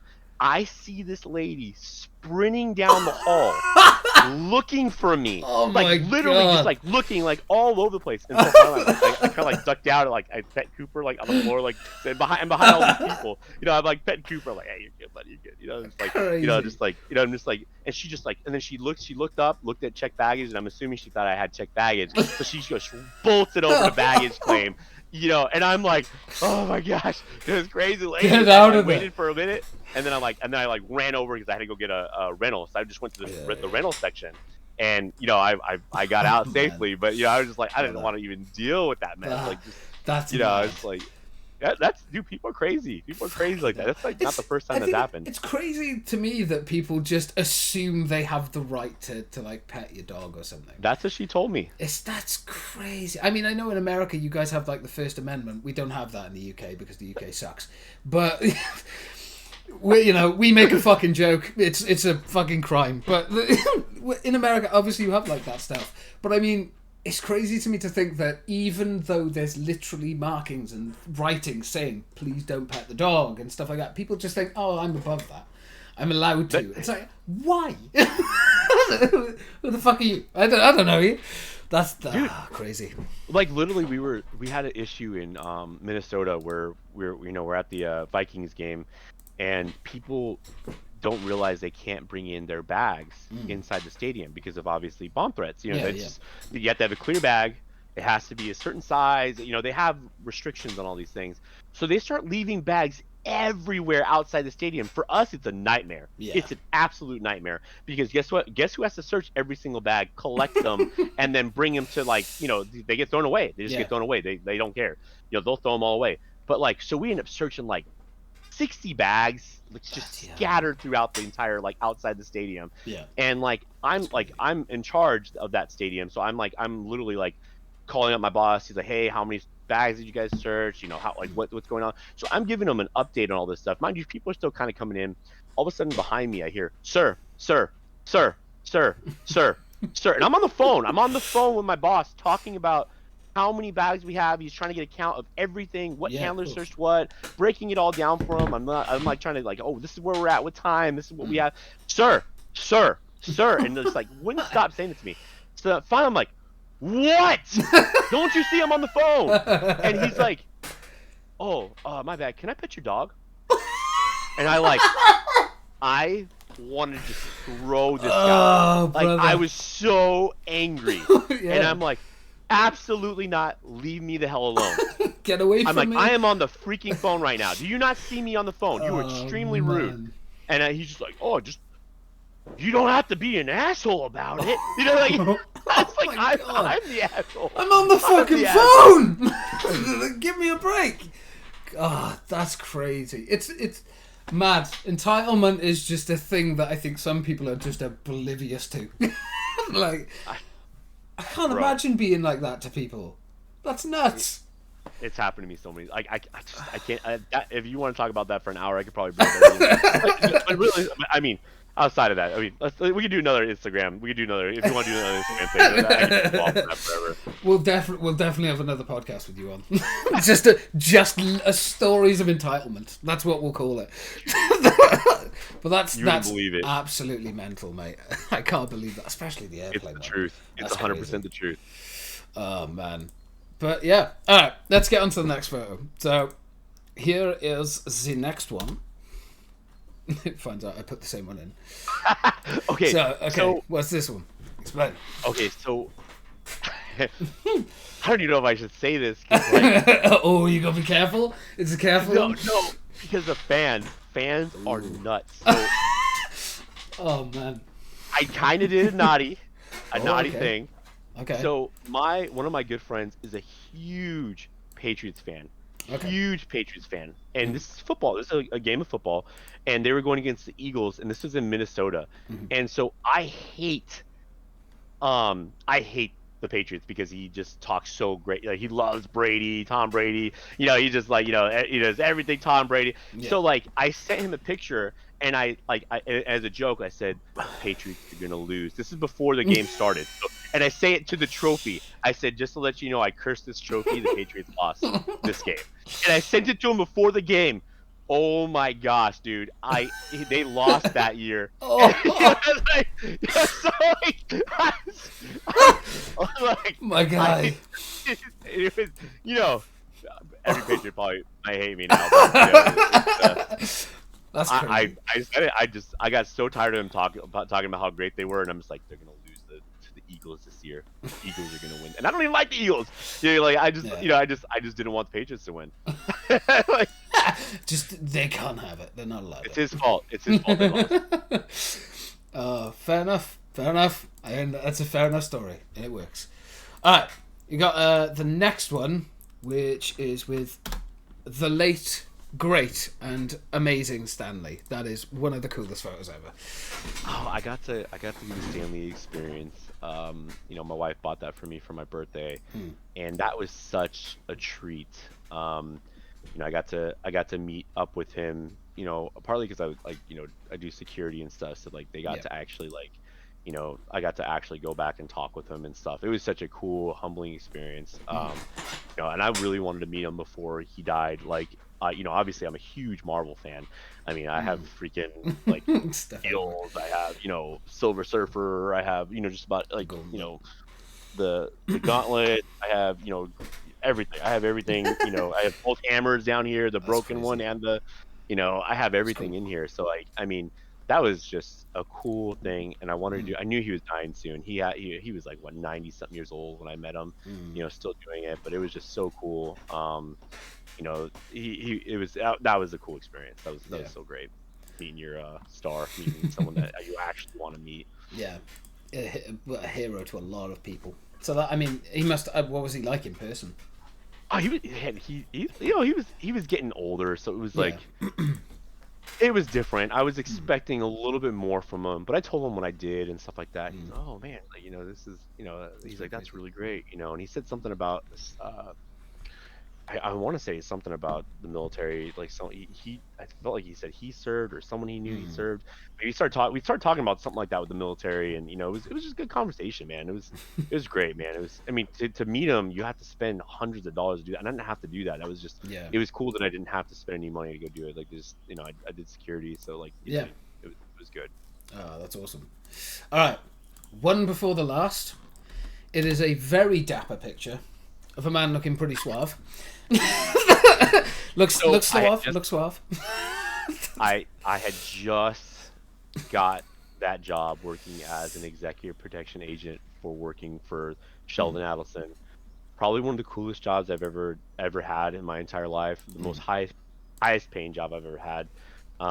It was such a cool job. It just required so much of you. Yeah. You're basically at the whim of a billionaire, and whatever he says, you have to do. You know what I mean? It was not something I think I was prepared for at that time and age at that moment. But that was at his bathroom inside of his 4-story mansion. Bloody hell. That's insane. His house is probably the size of a small hotel. Fucking hell. Like, that's crazy. I mean, what's it like to? What are the big differences between doing sort of protection work for someone of that caliber, let's say, compared to maybe someone like we talked about earlier, going to a club and sort of that experience. What's So the different. what's the big differences that you would sort of notice between them? Structure, scheduling, Yeah. paying on time, because I had a big issue with paying on time with Molly Mall. The type of people you're going near, um, just the caliber is so different. You're talking about, I got, not saying that it's a bad thing. I'm No, saying of like, course. I got to meet French Montana, Waka Flocka. I got to meet, uh, football players. I got to meet, Two Chains. I got to meet, I got to meet so many different rappers and artists. Drake. I got to meet Amber Rose. I got to drive her around in Vegas. You realise Doing, there were men screaming at the jealousy right now. like you got to meet Amber Rose. yeah, I got to drive her around Vegas. I got to take her to Dre's nightclub, things like that. Like, doing security for her, because he kind of just like, what he ended up doing was like having me go take some his friends Yeah. over there. Um, just yeah, I mean, Wiz Khalifa, Scott Disick, Kourtney Crazy. Kardashian. Just I mean, just you got to meet a lot. I got to meet because everybody goes to Vegas, and he's the most known producer in Vegas. Yeah. That's what he's like the only one basically. So everyone filters through him to go out to other places. So basically, I would drive everyone, Yeah. in the Maybach. I have pictures of me in the Maybach, I think too. I got to drive that Maybach around. Things beast too. It's a beautiful car. The partition seats, it was just decked out. That's crazy. And I got to do that. That was a really cool experience. It was, but again, it's just the quality of life. I mean, you know, um, with with Sheldon Adelson, you're dealing with structure, the people that were in charge or Israeli special forces. So he doesn't just have like anybody watching him. The hiring process is insane. I think out of the man, I think 2,500, I think over, I want to say over, I think over 4,000 people applied for the position. 30 people made it to the interview process. Out of the interview process, 6 people made it to the final process outside of that. So I was one of the finalists. And you have to do a shooting, fighting, and PT test all in one day. So you're shooting in the morning at like 9 a.m. Then from there, you're doing the PT test. And then from the PT test, you go to the fighting portion. And you have to pass all 4 portions with like, I think you had to get higher than 87% on your shooting portion. I think I got like a 92 score. Your PT test has to be immaculate, better than the military, way better than the military. Like I ran. People, stop petting his dog. All right, just leave him alone. The man will defend it. I had to run a mile, which I don't know what that is for you guys, but I had to run a mile in in 7 minutes and 30 under 7 minutes and 30 seconds. I did it in 7 minutes and 10 seconds.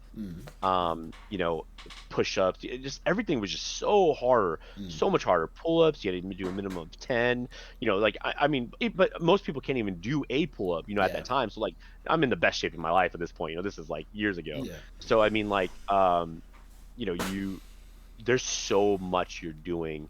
And so it's just the caliber, everything about it. Like, and then out of the 6 people, one person failed the PT test, one person failed the shooting course, and then I accidentally took out the person that was in the fighting portion. He lost to me, so he ended up, which sucks. So 3 people got knocked out, and then one person just couldn't do it or whatever.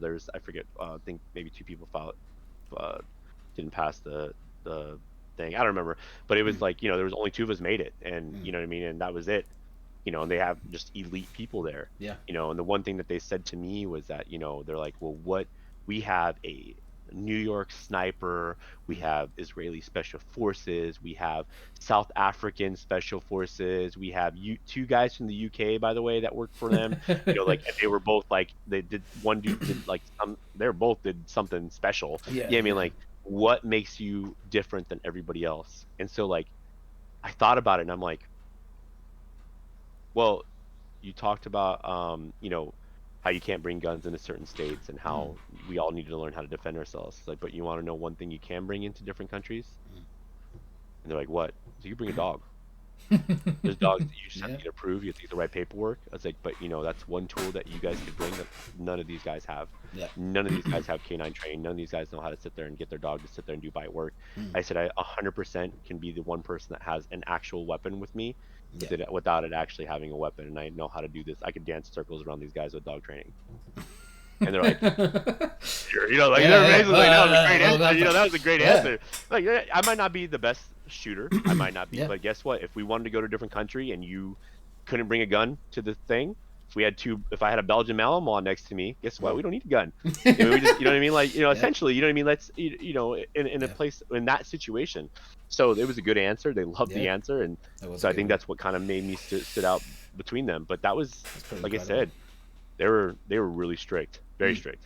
If you don't mind me asking, how come you got out of that line of work then? Was it just more because of the time commitments that it takes, or was it sort of just, it was an area that you'd explored, you'd had fun with it, it was a good time, but now it was time to move on with your life? A little bit of both. I think it was the scheduling was the worst. If he wants to go to France and just say, okay, well, guys are planned for 2 weeks, but bring extra for a third week, and you're like thinking, okay, that's weird. You know what I mean? Like, well, if he wants to go to France and then go to Italy and then go to Germany and then go to you know, Israel, guess what? You're on that whole entire trip. If it takes a month to be there, you're there for a month, away from your family, away from, it's, it's not the easiest thing in the world to do. No, And I couldn't do that. It was just, it was putting a mental toll on me, essentially just not being able to see my kids. And then like, I can't even talk on the phone. So like, my job now, I could be on my phone a lot. If I want to talk to my kids during the day, they could call me anytime and it's not a big deal. If they call me, somebody could be tracing my phone calls, because he was like, it was a big deal. He was like on the top 10 most wanted for Al Qaeda. You know what I mean? So he was, there was a real threat there. He was one of the top 10 people they wanted to kill. So it was, the security was serious. It was a serious job. So, so that was kind of the part where you just went, I think I'm done. I'm ready. I didn't have a problem with that part, but it was just the demand. It was it's a love. It's because you basically are no longer living your life for you. You have to live their life for them, protecting them. So you have to be so vigilant of everything else. I assume he was getting older too. He was doing things that were, when you're getting older, you don't realize you're doing. Yeah. So it was like, when you open the door for him, it takes him a while. He doesn't want any help going up the stairs because he has a huge, stairs to get to his house. He wants to do it himself. Yeah. But then after he's doing it himself, he doesn't want the door open until he gets there. And then you open the door for him. But then the next day, why didn't you have the door open the whole time? Yeah. It's like, well, yesterday you didn't want me to have the door open the whole time. You wanted me to wait till you got there. It's like, there's a lot of weird things like that going on. It's just like, it's. You'd run it. It run its course. It was time to. And it was hard on my family. Of course. Absolutely. Any. I mean, I think the last question on that stuff then is kind of what was one of the most intense moments, I guess, out of all of it. Not just looking after that specific individual, but the overall time that you practiced in, sort of security and that kind of work. Was there ever any moments that was like, oh shit, okay? Well, when I would say in the military, we had a situation once too.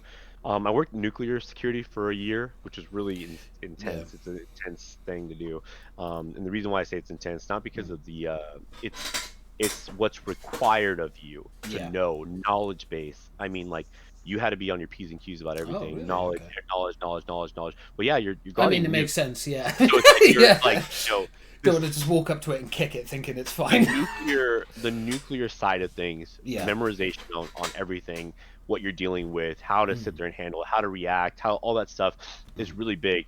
So it's so important to know all those things, and you have to do a lot. Like, when when you do like when you have, like, they call it Tiger Team, which is they'll come out and quiz you and stuff like that. You introduce yourself, and you sit there and like, they like ask you what's the components of the M4 and the 203 grenade launcher, and you'll be like, oh, the M4 is a lightweight air-cooled gas-operated shoulder-fire weapon attached to you say all these things, and you have to like spit these things out perfectly. You know what I mean? And they'll be, they're quizzing you essentially. And there's all these big surety type things that you have to do. But I will say the one cool thing that happened, there was a helicopter that almost came. There's no airspace allowed over the nuclear base, obviously for obvious reasons. And so there was a helicopter that was, taking a tourist around, and they saw, I guess, where we were at. We all lined up on the fence because we were about to shoot this thing down, basically, because it was intense. Because I was like, oh my gosh, we actually get to do something, because we always so cool, but so scary. We're always practicing to do something, but we never actually get to do it. Always practicing every day. You're practicing to worry about a situation every day. I'm talking about, that is the one job you're just constantly pretending. You're switched on all the time. Yeah, exactly. So you need to have like these scenarios all the time, so you just do it second nature. And so yeah, so this helicopter's coming, and they're radioing in. They're flying jets by it and stuff like that. Like, hey, we're going to shoot you down if you don't turn around. Yeah. And they basically made that person land. They took pictures and stuff. They had to take their cameras. Everything got confiscated. You know what I Yeah. mean? Like, it was like a big deal. But like, they were getting closer and closer. We're just like, oh, like just ready to, you know, like, because we don't know who it is. It could have been Yeah, anybody. of course, You know, we yeah. don't know if it's a tourist. You know, obviously. You know, it would have been sucked if it was, and obviously if it wasn't, then you know that's on them. You know, but I mean, but normally when someone's that bold enough to do that, it's for a reason. Yeah. So you're just like, you know, with you, like we had like 2 or 3 grenade launchers ready to go, you know, M4s, you know, the Mark 19, you know, the 240, the 249, you know, just like all these machine guns pointed at this thing. And you see it coming, and then it goes like it does like a whole, because it was warning it. We were having to, like I said, it was a big deal. So the jets were flying out, making it land, and then they had to sit there and send somebody out to go talk, like you know, not interrogate, but just, you know, Find talk out to what them was and take going all their on. stuff. Yeah. I mean, that's your guys' job. You're there to defend it and look after the stuff, and if you're not meant to be there, don't be there. It's Yeah. real easy not to be somewhere you're not meant to be. Just fucking don't go there. Oh, that's incredible. Fair play. Fair play. That's an interesting one to leave that one off on. All right, but for the last photo that I've got on your Instagram, it's a more recent one, of course. we touched on this slightly earlier, so do you want to explain this a little bit? Well, you know, everybody was wanting me to do something. I told my followers, hey, pick what you guys want me to do. One person sat there and said, hey, why don't you do this? And I said, all right, what's the sub goal for it? You know, they told me 400. I said, all right, we'll do 350. So, you know, and so I said, all right, we'll do that. And, you know, for the month of this month only, I'll, if you guys get to that point, then we'll do that, you know, and then if they don't get to it, then I guess I don't eat the chip. You know what I mean? Like, and that's okay with me. I'm okay with not eating it. So, you know, Definitely. you know, so we'll see. See what happens. I said it resets at the end of the month, so they have until the end of the month to do it. So we'll see what happens. Got a month. Go. Go, Sam. Make it happen. But yeah, no.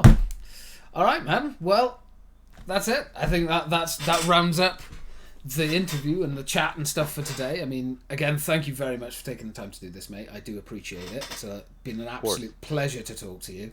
But yeah, just roll out what you've got going on and what's happening, and just push yourself as much as you can now.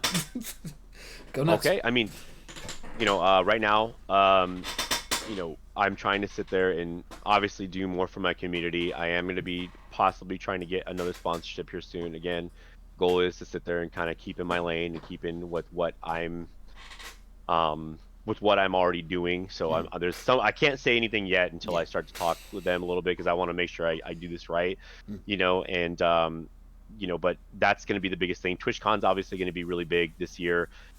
Should be going to it if everything works out well. You know, that's probably the 2 biggest things. There's a few things I'm trying to do with my stream too as well, which again, just posting more content, doing, you know, it's all about content creation, posting content, things like that. And then obviously doing more things like this. You know, I think it's a good, these things should be talked about, you know, especially about streaming. I think that people need to be given the realization of what is really going on with streaming and what actually goes on behind the scenes. You know, because I think people have a very, very terrible reality of what it is, and a terrible idea of what it is, and there's a reality to it that I think needs to really be put out there for people that are trying to do this for a serious reason. Ultimately, if anybody does have wants help, I'm willing to help. You know, and anybody has any guidance, I'm my stream 100%. Like, you know, I catered my stream to my followers, so most of them are all aspiring streamers, and if they don't become streamers, they end up just following and just being a viewer. So like, you know, some of them can't make it, a lot of them haven't, you know what I mean? And, you know, either because they're not doing everything completely or they're not able to, and that's okay. You know, I have a vent section for people that are having problems with, like, you know, I'm gonna say mental problems. That sounds bad, but when you're going through something, I have a place for you to sit there and vent, where I'll talk to you and I'll talk about things and give advice. You should check it out, Lubu. You'd probably like it. Actually, Hayes adapted it to her track. Oh my gosh, her Discord. She's adapted it to her Discord because she liked the idea. And so, but it gives a way for me to sit there and interact with my followers and just talk to them about life, and and give them the best advice I can possibly give them. So and again, I'm not a therapist or anything like that, but I just said, hey, if you want my advice, then post on there and I'll give you my best best reaction to it. So I love that. I love that. So, but outside of that, man, I mean, other than we could do this again, hopefully with your buddy next time. You know what I mean? It's just I mean, definitely, it'd be amazing for you to meet Sean as well and sort of have a chat with him. I think it's definitely been a great conversation and a great time, and I've learned a lot, which is the coolest thing, and definitely had some good funny moments as well, which has been an absolute pleasure. I mean, absolutely. Don't forget, guys, all of the socials for Military Man will be down below as well. His YouTube, his Twitch, his Instagram, his Discord, like everything's going to be down there. So if you want to go and check anything of his out, please do go and do so. He's absolutely amazing, so go and do that. And again, mate, thank you very much for taking the time to chat with me today and to have this podcast episode happen. So it's been an absolute pleasure, and I'll definitely be having you back on soon. Yeah, dude, honestly, I'm down, man. Anytime if you could set it up, and like I said, we'll probably, if we could add Sean in there too, you could ask his questions. I don't know how much he's in the Twitch realm, but I mean, we'll talk about whatever you guys want to talk about. I'll be honest as best as I can. So, just let me know, man. Honestly, this is a good time. I can't wait to do this again. Oh, well, thank you, mate. It's been an absolute pleasure. And, to everyone else, catch you in the next podcast episode, whenever that may be. And maybe we'll have Military Man back on sooner than you think. Yeah. But yeah, take care, guys, and thank you again.